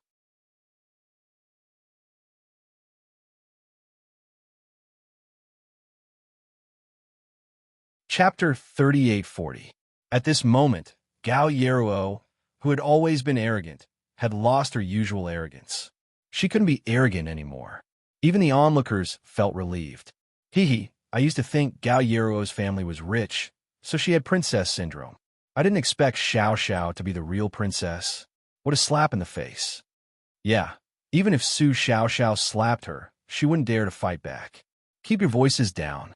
Don't offend the real princess. My goodness, Imperial Star is full of crouching tigers and hidden dragons. Hey, do you think Han Yueyao is also a big shot? I don't know. I only heard that Huamin recommended Han Yueyao to President Su. Wow, who's Huamin? He's President Su's favorite. The person he recommended must be a big shot. We'd better not offend people in the future. Facing Su Xiaoxiao's questioning and cursing, Gao Yeruo lost her confidence. Who was Su Xiaoxiao? Now that her identity was public, she could do whatever she wanted. But Han Yueyao knew Xiaoxiao wouldn't do that. After all, she wasn't Gao Yeruo. A few minutes after Su Yu left, Han Yueyao received a WeChat message. Come to my office. Why? Don't worry. You're so ugly. I won't sleep with you. Su Yu was speechless. Han Yueyao didn't know whether to laugh or cry. She said goodbye to Xiaoxiao and left the restaurant. She took the elevator to the president's office on the top floor. When she got to the door, and was already waiting there. Go in. President Su is waiting for you. President Su doesn't seem to be in a good mood today. Will he scold me? Han Yueyao was worried. Don't worry. He won't. Go in. President Su isn't the type to vent his anger on others. Han Yueyao was still uneasy, so she walked in cautiously. Come here. Su Yu beckoned her with his finger. Han Yueyao walked over anxiously. President Su, sit. Okay. Why are you so nervous? I can't eat you. I don't taste good either, Han Yueyao retorted. Girl, you really don't want to lose out at all. If I say one sentence, you can always respond with 10 sentences. President Su, please get to the point. I'm scared. So there are times when you're scared. Let me ask you, are you nervous about going to the live broadcast tomorrow? I'm not nervous. Su Yu, can you be more serious? How can I not be nervous? Oh my God, my legs are shaking. The ratings are so high and so many people are watching. If I say something wrong or do something wrong, wouldn't I be embarrassed all the way to my grandmother's house? Under Su Yu's coercion, she finally told him the truth. That's why I called you here. Don't be nervous. I actually want to say that even if you were eliminated in the first round, I wouldn't scold you. I'll definitely try my best, but if I really get eliminated in the first round, it's useless even if you scold me. I originally wanted to comfort you, but why do I feel like you're comforting me now? So you didn't know whether to laugh or cry. Han Yueyao scratched her head with a smile, looking naughty. I won't go to the live broadcast tomorrow, nor will I watch it. Okay, if you watch it, I'll be more nervous. It's best if you don't watch it. Han Yueyao nodded in satisfaction. Just do your best. Don't feel too much pressure. Don't feel inferior because you're not popular. Don't be afraid of those celebrities, but you must respect your seniors. Okay, Han Yueyao felt Su Yu was more formal today, so she kept his words in mind. I don't have anything else to tell you. Take an agent and an assistant with you. If anything happens, they'll talk to me immediately. Okay. If there's nothing else, you can leave now. President Su, I have one more thing to say. Go ahead. Su Yu looked up at Han Yueyao.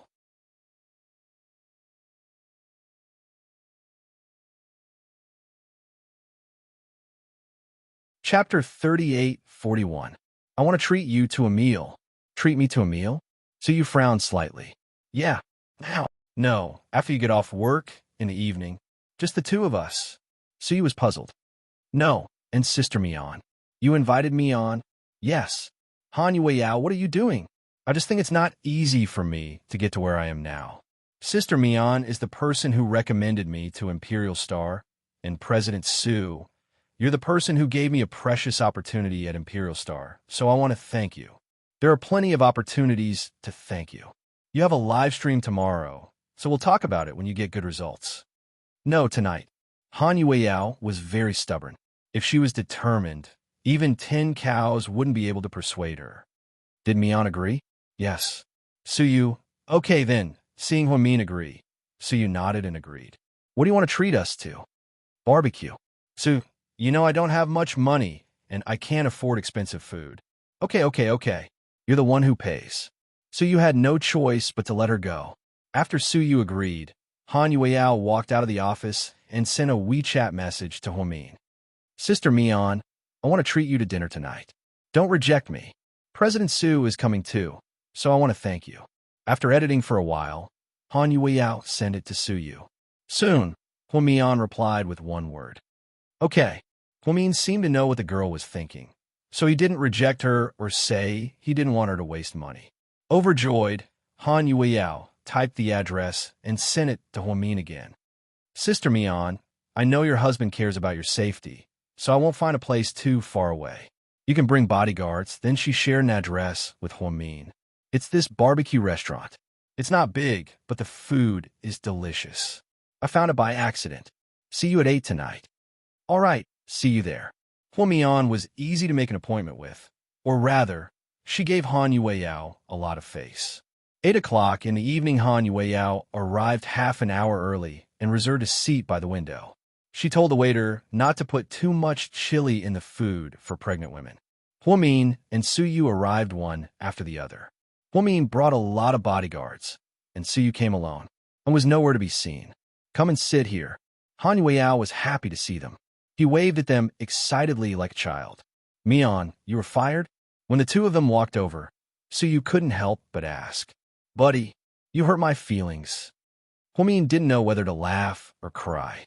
Young Master Su, why do you have to bring it up? I was just fired, and I'm still feeling down. You poured cold water on me at the right time. Huamin was joking. I heard it from my mom. I was shocked. What happened? Why were you and President Wu both fired? Before Huamin could speak, Suyu added, Did you and old Wu get caught for corruption? Come on, my family is rich. I'm still a little short. Corruption? How can you say something like that? Why don't you say that we're not doing the right thing? Huamin was speechless. He knew that Lord Su was always full of nonsense, so his reason was quite ridiculous. To be honest, tell me what happened. I'll help you. If it doesn't work, I'll help you tear down Southside. Fuck. What the fuck are the higher-ups? Were they? The more Suyu spoke, the angrier he got.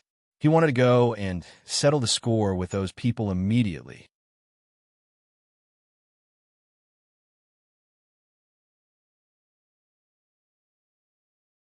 Chapter 3842. Lord Su, calm down. We're here to cheer for Yao Yao.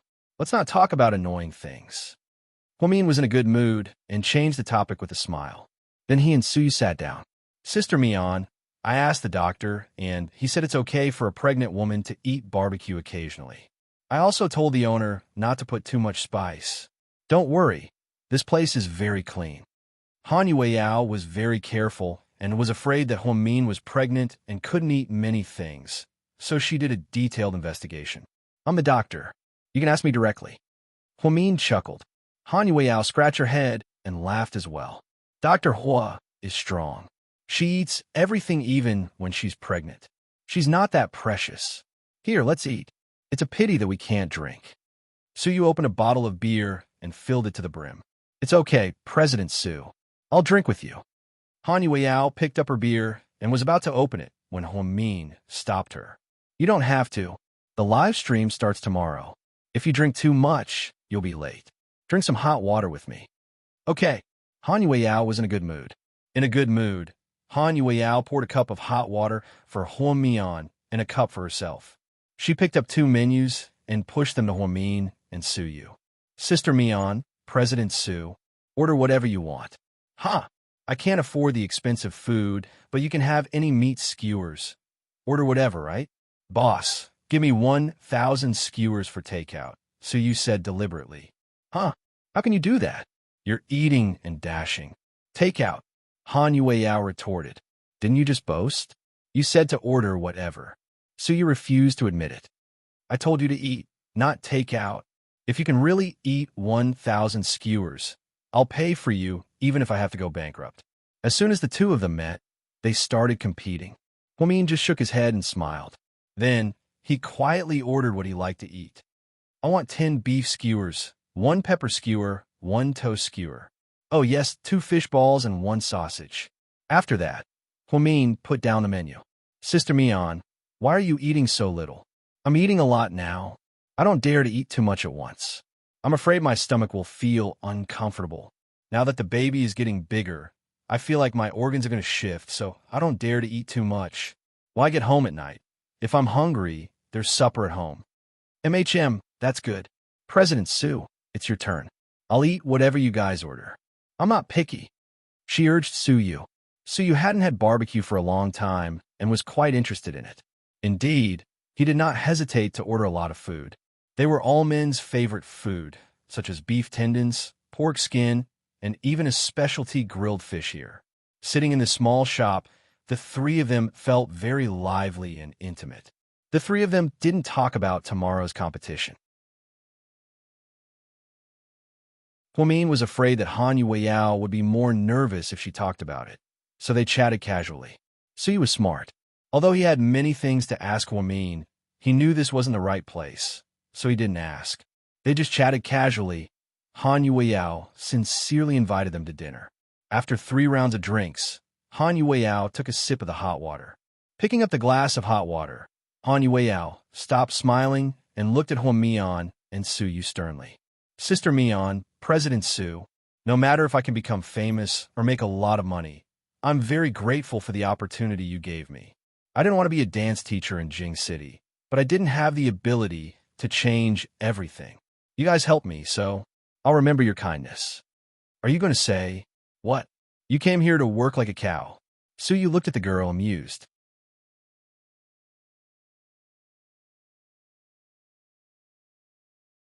Chapter 3843. No, I'm not that tacky. Give me something real.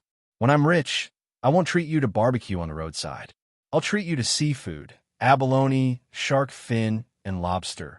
Her words were real, and Huamin was pleased to hear them. Huamin had eaten all kinds of delicacies, but Han Yueyao knew how rare it was to be grateful. That was why Huamian fell in love with Han Yueyao, but didn't fall in love with Zheng Ro. At first, Zheng Ro pretended to be nice, but later, she went astray. She took it for granted that others were good to her and blamed the misfortune that she had suffered on others. Complaints were heard everywhere. Huamin couldn't get close to such a person. Okay, I'll wait for your lobster. Su raised his glass and clinked it with hers. Sister Mian, I'll try my best tomorrow. Han Yueyao seemed to make a promise to Huamin. Don't be so stressed. Just try your best. The result doesn't matter. Huamin knew the entertainment industry was a vanity fair. No matter what show it was, the contestants had to compete, win a ranking, and then be eliminated. Therefore, the relationships between these people became particularly complicated. They could be friends 1 second and enemies the next. When they finished dinner in the barbecue restaurant, it was a little past 9 p.m. Huamin wanted Su to drive Han Yueyao back, but Su said they could ride in his RV. So, Han Yueyao and Su got into the RV. After driving Han Yueyao to the staff dorm, Huamin asked the driver to drive them to Su's mansion. It was a little long and took about 40 minutes. On the way, Su finally talked to Huamin about some confidential topics. Mian, I actually have a lot of questions for you, but there are too many.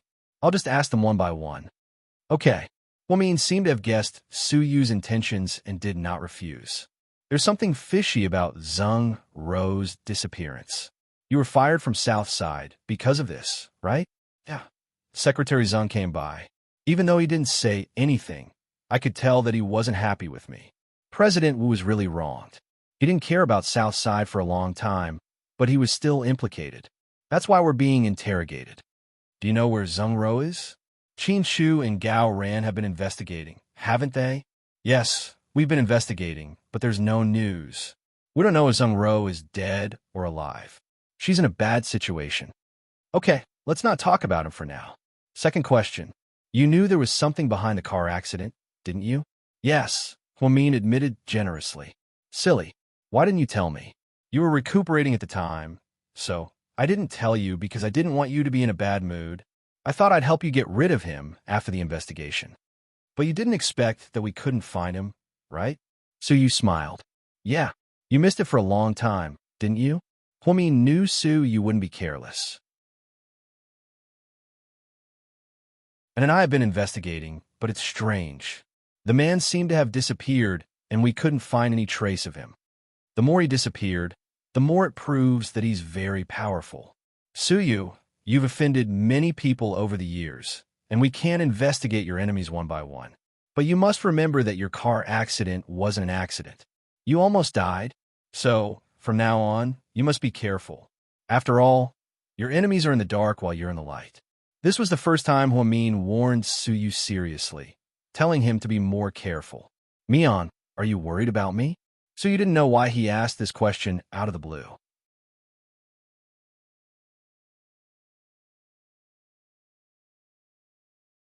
Chapter 38:44. Of course, Huamin answered frankly. After so many things had happened in the past few years, she had long regarded Su Yu as her closest kin. Of course, she didn't want him to get hurt. Don't worry, I'm lucky. I won't die anytime soon. After Su Yu went home, the bodyguards escorted Huamin home. The dinner between the three of them was a happy ending. When Han Yueyao went back, Su Xiaoxiao wasn't in the dorm, but she was used to it. Han Yueyao removed her makeup and took a hot shower. Then she washed some undergarments by hand in the washroom. Su Xiaoxiao bought a lot of beer and spicy duck and went to Lin Hang's repair shop. After torturing Gao Yeruo today, she felt very good. But strangely, Lin Hang's attitude toward her was neither warm nor cold. He didn't even show the enthusiasm when he saw Han Yueyao. Big brother Lin, don't be busy. Just have a drink with me. I'm in a good mood today. I still have work to do. You can drink by yourself. Lin Hang was in mechanic's uniform. He was modifying a race car. It looked like a big project. Yao will be on the reality show tomorrow. Do you want to go with me to watch it live? Hearing Han Yueyao's name, Lin Hang paused with a wrench in his hand. Then he said, I don't have time tomorrow. I'm busy. Humph. Okay, I'll go by myself. Our company has internal tickets. I'm going to ask my uncle for a day off to cheer for Yao. Lin Hang didn't answer. It was past 10 p.m., and Su Xiaoxiao was a bit sleepy. Big brother Lin, I'll go now. Okay, if you want me to stay here, I'll think about it. Su Xiaoxiao moved closer to Lin Hang naughtily and said behind him, Xiaoxiao, don't be naughty. Go back and rest. Lin Hang didn't like Su Xiaoxiao and didn't care about her family background, but he never wanted to take advantage of her, so he didn't do anything intimate with her. Su Xiaoxiao, on the other hand, always teased Lin Hang from time to time. Su Xiaoxiao went out and hailed a taxi. She was going to go back to the dorm, but she received a message from Gao Yeruo. Xiaoxiao, I want to see you. There's no need. I have something to tell you. If you want to apologize, then forget it. It's too late. What the fuck were you doing earlier? Now that my uncle has announced that he's with me, don't you feel disgusted that you're playing this game? Su Xiaoxiao thought that Gao Ye wanted to apologize because she knew who she was. Therefore, he did not intend to continue to pay attention to this jealous woman. It's not about that. What I want to talk to you about is about the man you like. Question mark? Su Xiaoxiao was confused. She didn't know what Gao Yeruo was up to. I'll wait for you at Shangdao Coffee on Anqing Road. Let's talk when we meet. Gao Yeruo's mysterious tone made Su Xiaoxiao curious. After thinking about it for a while, she couldn't resist her curiosity and asked the taxi driver to take her to a cafe. When she walked in, Su Xiaoxiao saw Gao Yeruo. She was dressed like a socialite, wearing a light-colored Burberry windbreaker. He had to admit that this woman's temperament was not bad. This time, she didn't bring those underlings but came by herself. It seemed that she really wanted to talk to Su Xiaoxiao alone. Say it. What do you want? My time is precious. Su Xiaoxiao sat down across from her and said impatiently, Xiaoxiao, look at these first. Gao Yuruo took out a stack of photos and placed them on the table.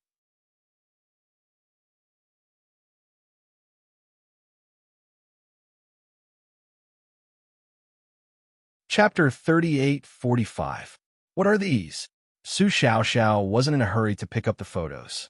She knew they weren't anything good. You'll know when you see them. Huh? Gao Yuruo pretended to smile mysteriously, which disgusted Su Xiaoxiao. Xiaoxiao, it was my fault in the past. I misunderstood you and President Su. Seeing that Su Xiaoxiao didn't completely trust her, Gao Yuruo tried to persuade her. Hey, stop right there. Shut up. The last thing Su Xiaoxiao wanted to hear was an apology from her. She didn't care. Now that she knew how to apologize, Su Xiaoxiao didn't buy it. We're both actors. Why are you trying to trick me? I'm not here today to give you a chance to apologize. Let me tell you, even if you kneel down and kowtow to me, I won't forgive you for what you've done. After all, I, Su Xiaoxiao, have never been a generous person. I really hate you. If it weren't for your bullshit cousin, my uncle, President Su, would have kicked you out long ago. So you'd better behave yourself and don't play any tricks. Before Gao Yuruo could speak, Su Xiaoxiao scolded her. But Gao Yuruo wasn't angry. She came prepared today. All right then, Xiaoxiao, you have a fiery personality and a straightforward temper. I've always known that, so I'm not angry at you for saying this. Anyway, I'm not here today to apologize to you. Take a look at these photos first. You'll be interested. Gao Yuruo looked down at the photos on the table and smiled. Because the first photo was secretly taken of Lin Hang, and it was a photo of Lin Hang alone. Su Xiaoxiao thought Gao Yuruo knew she liked Lin Hang, so she used it to threaten her. She wasn't afraid at all.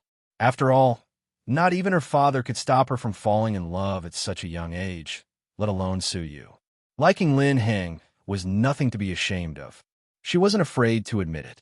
Thinking of this, Su Xiaoxiao slowly picked up the photos and looked at them one by one. Her face grew darker and darker, until she couldn't smile anymore. Xiaoxiao, you're smart. You should know that these photos are in high definition. They're taken with a DSLR camera. There's no way they're photoshopped, so I can't fake them. Where did you get it? You don't have to know how I got here. Anyway, I just want to tell you that you have to be careful of the people around you. Don't treat them as your best friend. They secretly want to steal your man. What kind of person is that? It's worse than stabbing you in the back, right? Most of the photos were of Lin Hang and Han Yueyao alone. They didn't look intimate, but their expressions were unnatural. Moreover, the scene kept changing. Lin Hang's car repair shop, hot pot restaurant, hospital. Su Xiaoxiao didn't know that Han Yueyao and Lin Hang had spent so much time together.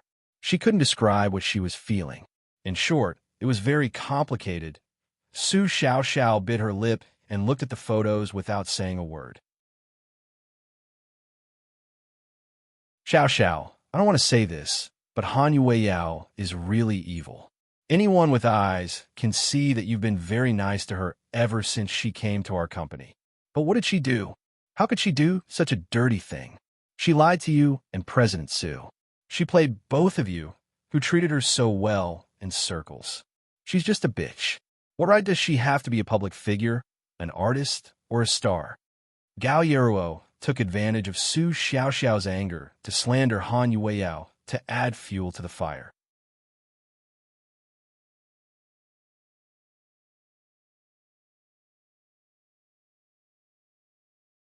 Chapter 38:46. Gao Yuruo, shut the fuck up. Agitated, Su Xiaoxiao stood up and yelled at Gao Yuruo. Gao Yuruo was also confused. Shouldn't she be yelling at Han Yueyao, the vixen? I don't care if the photos are real or not. Don't even think about trying to drive a wedge between me and Yao Yao. Yao Yao is my first and best friend. I won't allow you to slander her like this. Let's not even talk about the truth between her and Lin Hang. Even if it is, so what? After all, Lin Hang and I aren't dating. They're both single. Also, if you ever spread rumors about my Uncle Su Yu and Yao Yao again, I'll fucking tell my uncle to put you in the freezer for the rest of your life."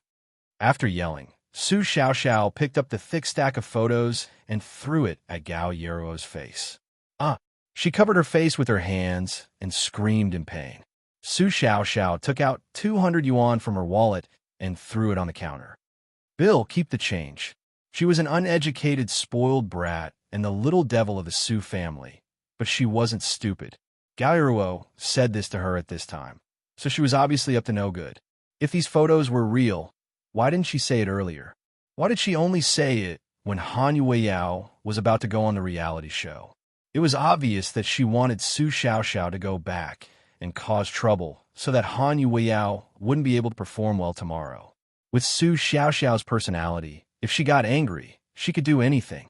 It would be like Sun Wukong wreaking havoc in the sky. But she wasn't stupid enough to be used by others. Even if Han Yueyao and Lin Heng were real, she wouldn't cause trouble at this time. It was that simple. On the other hand, the scheming bitch Gao Yeruo didn't get anything. Instead, she got into trouble. She deserved it. When Xiao Xiao returned to the dorm, it was already 10 p.m. Han Yueyao had fallen asleep. Hearing the door open, she slowly opened her eyes. "Xiao Xiao, you're back?" "Yeah." Su Xiaoxiao bought a lot of fruits and Han Yueyao's favorite Australian oranges when she passed by the fruit store. It was obvious that her mood wasn't affected by the incident. "Do you want to eat some fruits?" "I bought a lot, including your favorite oranges. But I'm so sleepy," Han Yueyao said lazily as she hid under the quilt. "Then go to sleep, lazy cat. Remember to set the alarm so that you won't be late tomorrow." "Don't worry. Even if the earth explodes, I can't be late.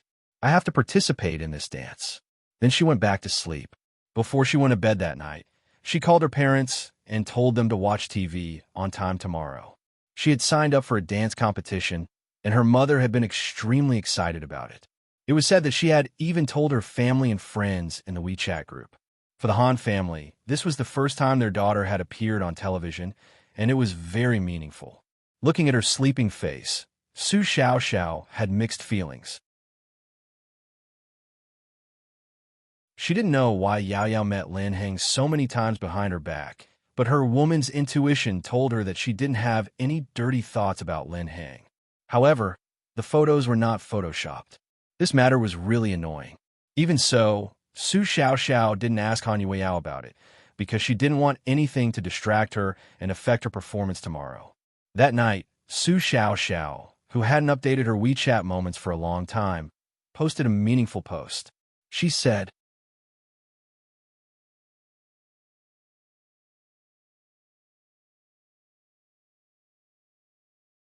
Chapter 38:47. A good friend might not always send you charcoal in the snow, but he would never ruin your future at a critical juncture. So you even gave her a like. Maybe he thought the little girl was posting something positive. The next morning, Han Yueyao left early in the morning and went to the provincial capital with her temporary agent. Dance Allure was held in the provincial capital. The show started at noon, and it was said that more than 6 million people followed it on the internet. Therefore, this show was a hit before it even started airing.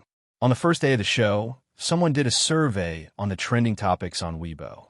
Other than Han Yueyao, a newcomer recommended by Imperial Star, the other big stars of Dance Allure were all popular idols. That was why there were such comments in the comment section. Han Yueyao has a strong background. She looks like a vase and won't be popular. It said that Shisu Yu's bed guest, and he loved her a lot. That's not right. I heard she's Dr. Hua's cousin. No. I heard she's the daughter of a governor. The secretary of a neighboring province has the surname Han, and his daughter is born in the 90s. But I heard someone refuted the rumor that this woman is from a dance class and can dance well. Don't underestimate her. Nowadays, no one cares about real skills in variety shows. Everyone cares about the face. As long as you're good-looking and popular, you'll win if you stand there. Otherwise, no one will pay attention to you even if you dance like an artist. To be honest, Han Yueyao felt bad when she first saw these comments. After all, the words of these passers-by were obviously rumors, and they were all slandering her. If it were in the past, she would have made up a small excuse to fight back. However, she wouldn't do that now. If someone found out, It would be a disgrace to Imperial Star and President Sue. Suyu had given her a chance, and she didn't want to be a nobody who couldn't afford it. Yao, don't be nervous. Her agent was a nice person and kept comforting her. I'm fine. What's your goal? The manager's sister asked casually. Me? I think I'll be fine as long as I don't get eliminated today. Her agent, your goal is really low. The agent was speechless. At this moment, her assistant handed her 2 bottles of water, one for Han Yao and the other for her agent. Don't worry, I don't think Yao Yao will be eliminated in the first round. This time, there are a total of 14 celebrities, divided into 7 groups. According to the rules, only one group will be selected today. Strictly speaking, it's not considered elimination. It's a competition with the next group to be selected before the final decision is made, the assistant explained. But I don't even know who I'll be in the same group with. What if my aura doesn't match and we both make mistakes? Han Yuiao's confidence grew. Then, when you draw lots, try your best to pick a popular young actor. If you're popular, even if you're not liked, the fans' votes will save you. The manager was quick-witted. How lucky is that? Forget it. I won't think about it anymore. She said she wouldn't be nervous, but the closer she got to the TV station, the more nervous she became. Even though she kept taking deep breaths, she still felt her heart start a race. To ease her nerves, Han Yao took out her cell phone and quickly posted on her WeChat moments. Jade Emperor, Queen Mother, Grandpa Taishang Laojun, as the name of Lu Ming, will bless me so that I don't get eliminated today. Amitba. In the conference room, Suyu was listening to the marketing department's report. When he saw the WeChat moments on his cell phone, he almost choked. Then, he immediately replied with 4 words. Yes, that's right, 4 words.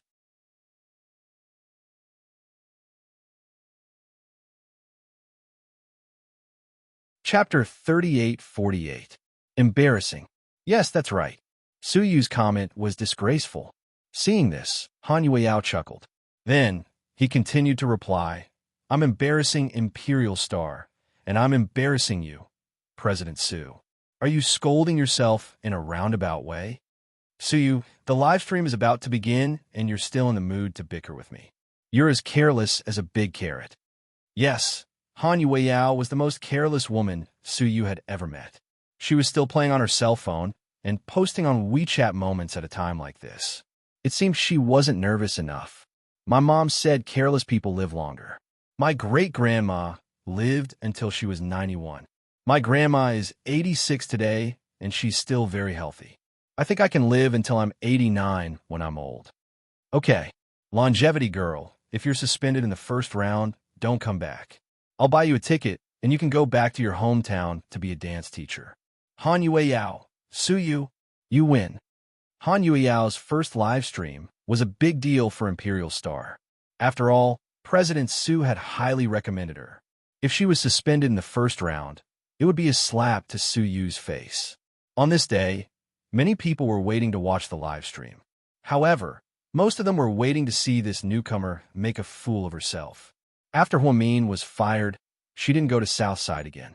Qinjie helped her pack her things in her office and drove them to her office with an Aiyang. It happened to be the weekend. Qin Shu drove Huamin and the twins to Sky Blessing Court, and then went to a high-end tea house to meet a client. Huamin had been very busy and hadn't returned to her parents' home for a long time. This time, her mother was very happy to see the twins. Grandma, I missed you so much. Little Bean didn't change her routine. She threw herself at her grandma and hugged her like a spoiled child. Little Bean, Pudding, Grandma missed you so much. What took you so long? It's all because Mommy is very busy. Now that she's been fired, she doesn't have a job, so she's no longer the director. She'll have a lot of time in the future. Fired? Yang Meiyurong didn't know about her daughter. Jixin and Bella knew, but they didn't tell her. Mian, what happened? Oh, it's okay, Mom. I'm about to give birth. Chu and my mother-in-law told me to stay at home and take care of the baby, so I won't go to the hospital for now. That's good. I agree. We should have done this long ago. Hearing her daughter's explanation, Yang Meiyurong relaxed a lot. Mom, where is Jixin? She thought that since it was the weekend, Jixin should be resting at home. Ah, he went to the Civil Affairs Bureau with Bella. The Civil Affairs Bureau? Huamin was surprised. Yeah, when I woke up this morning, Jixin said that the weather was nice today and that he wanted to go and get married with Bella. Huamin, picking the weather to get married? How willful. Although she knew that Jixin and Bella would get married sooner or later, she didn't expect them to go so casually without even saying goodbye. However, this was in line with Bella's low-key personality. Bella was a few years older than Jixin, so they were in a relationship. Plus, Jixin was the brother-in-law of the president of the corporation, so it was inevitable that people would gossip. After so long, they had been through so much. The two of them weren't young anymore, so it was only right that they got married. Mom, that's a good thing. We have to celebrate today. I'll go out to buy some food later, and we'll have a good lunch. Huamin was very happy.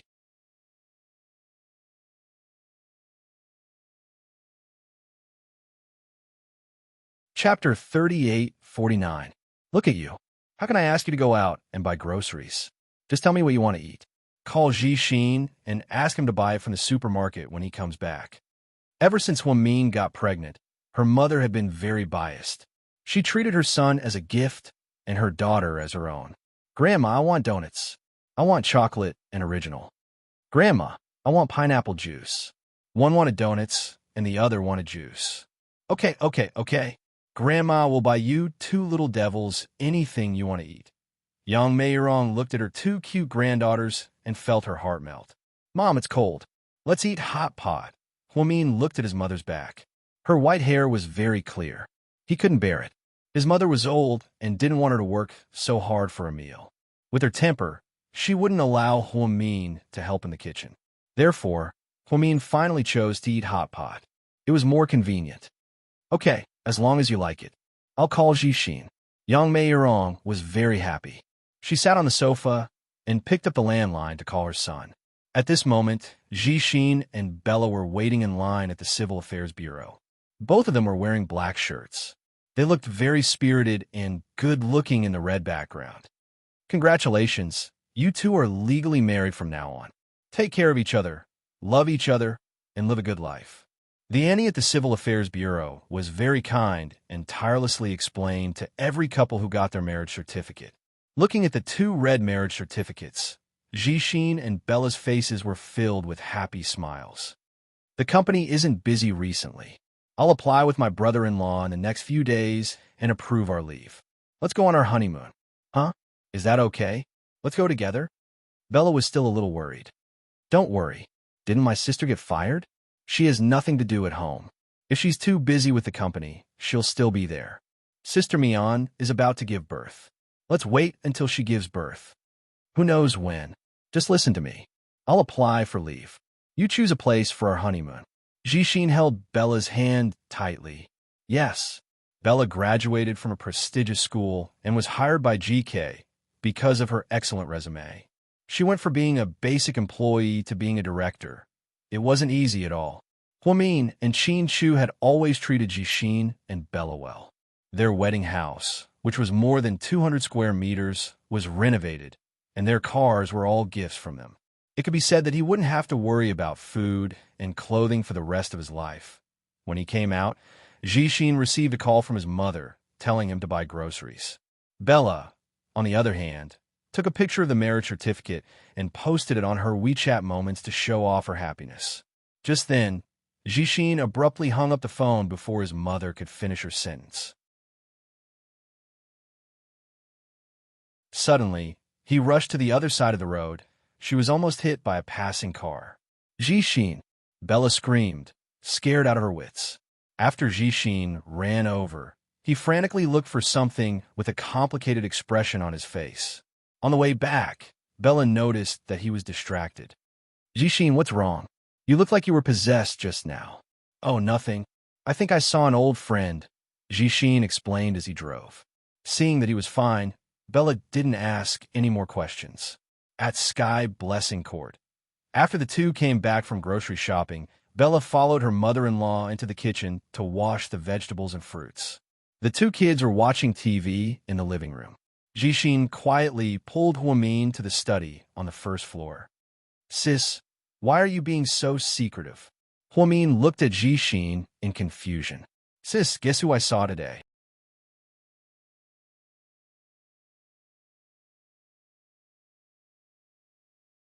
Chapter 3850. Who is it?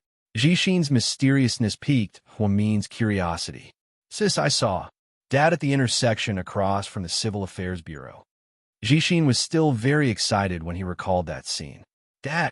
Huamian thought there was something wrong with her ears, so she asked Jixin again. Yes, that's right, it's Dad. He's wearing the same black leather jacket that he liked the most and light gray pants. Jixin grabbed Huamin's hand excitedly and tried to describe what he saw. How was that possible? Jixin, what are you talking about? Uncle Jing passed away many years ago. Huamin's voice trembled when he said this. All these years, she felt the most guilty about Jingda's death. After all, she had always thought she had something to do with it. Because of this, she had reluctantly broken up with Qin Shu and almost missed him.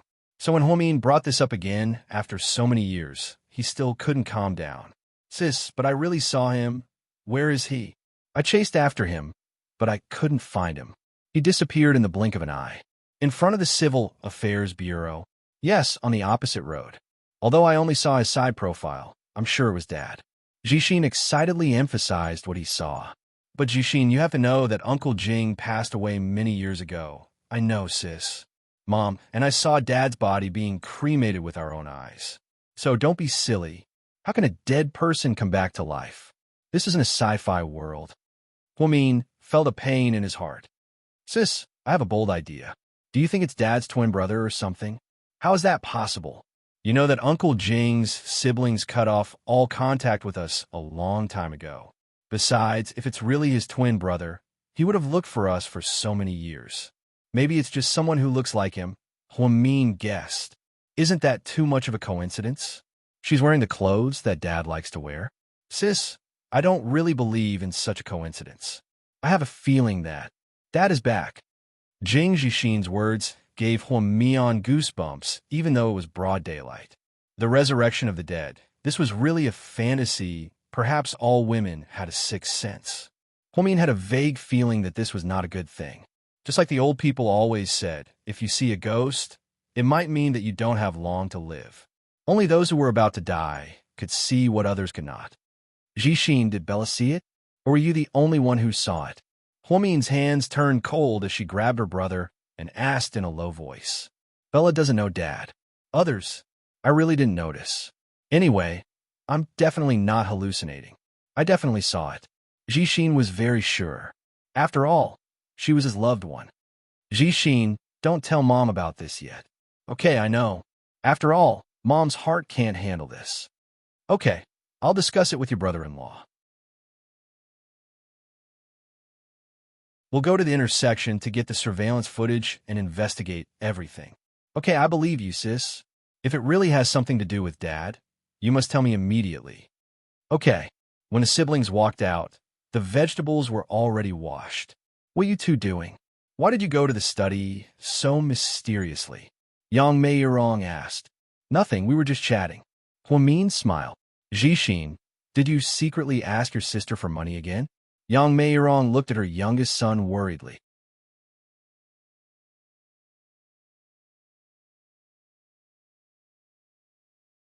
Chapter 3851.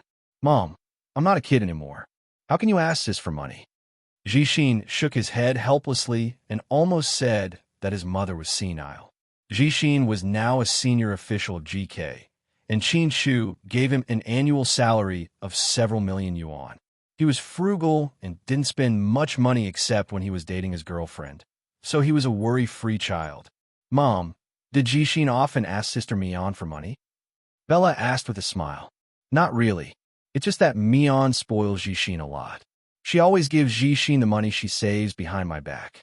Jixin loves to buy all kinds of toy cars and airplane models. Sister Mian, you spoiled him so much?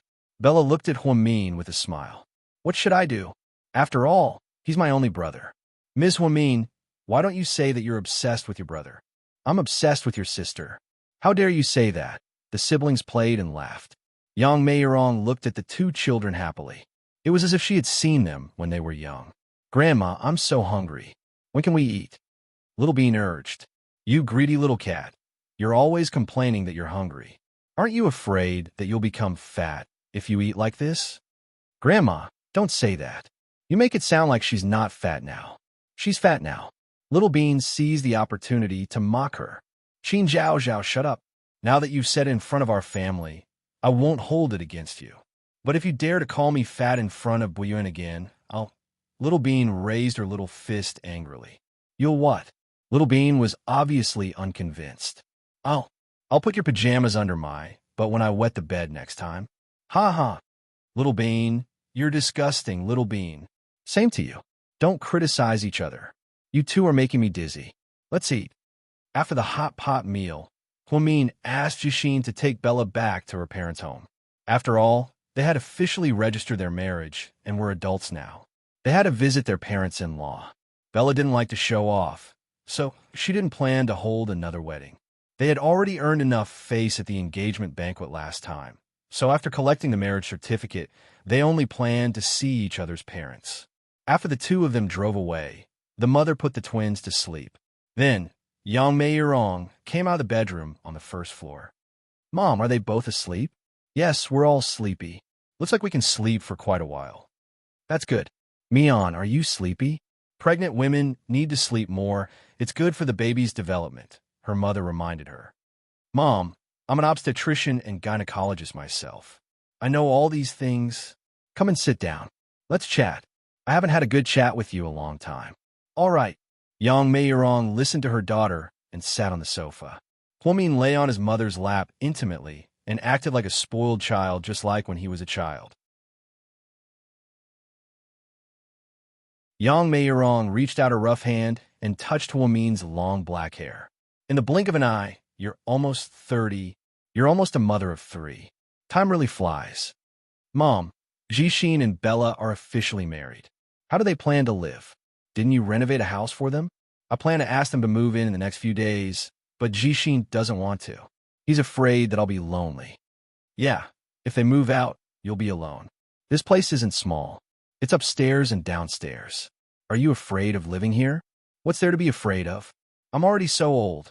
I don't think about that." "Mom, move to South Hill Manor and live with me.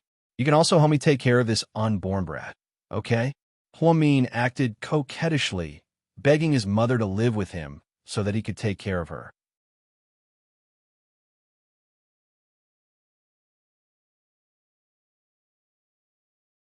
Chapter 3852.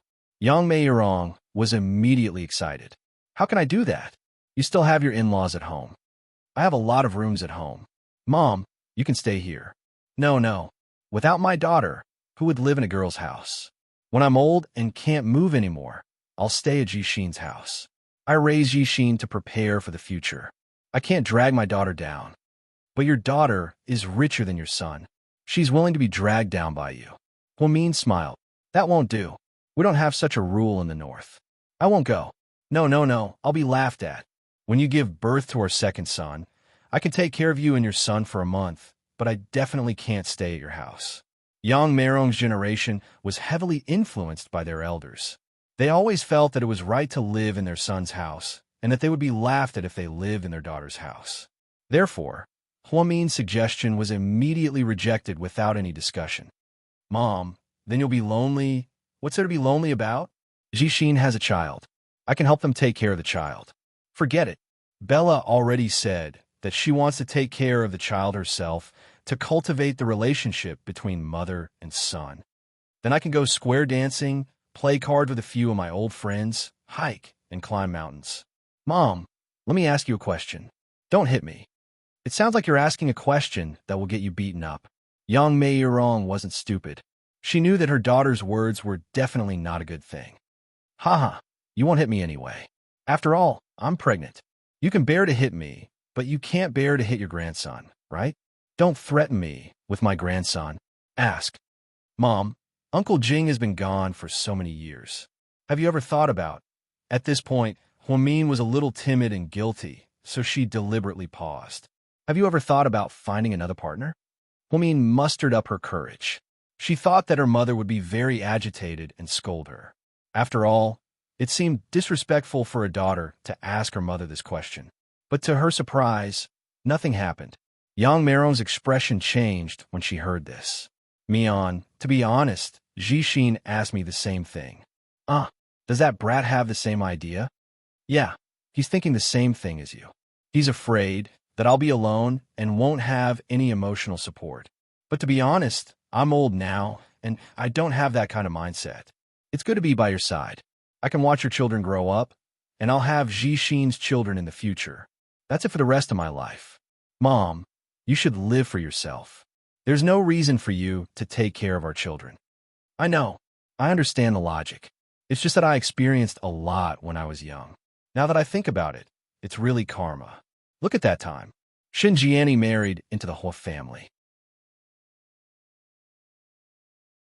She was so arrogant that she wanted the whole world to know that she was the young mistress of the Hua family. But what happened? I'm afraid her bones have rotted away by now. Fortunately, I realized my mistake and didn't bear the title of a mistress. I'm back on the right path. Mom, you can't be blamed for what happened back then. Hu Zhenghai lied to you. He told you that he already divorced Jiang Hong. You can't be considered a mistress. That only means that I was stupid enough to believe a man's words. It's a good thing that I didn't marry into the Hua family. Otherwise, even though you're the daughter of the Hua family, you might not be who you are now. Yang Meirong stroked Humin. She was very gratified to see her daughter grow up and become who she was today. Mom, do you miss Uncle Jing? Humin suddenly changed the topic and asked, You're tuning in to the Romance Rendezvous YouTube channel. We're so grateful for your support, and don't forget to subscribe to join us on this incredible journey through captivating stories. Your generosity through donations truly makes a world of difference, as it's the primary source of revenue that allows me to expand and enhance this channel for you. Thank you from the bottom of my heart for being a part of this adventure.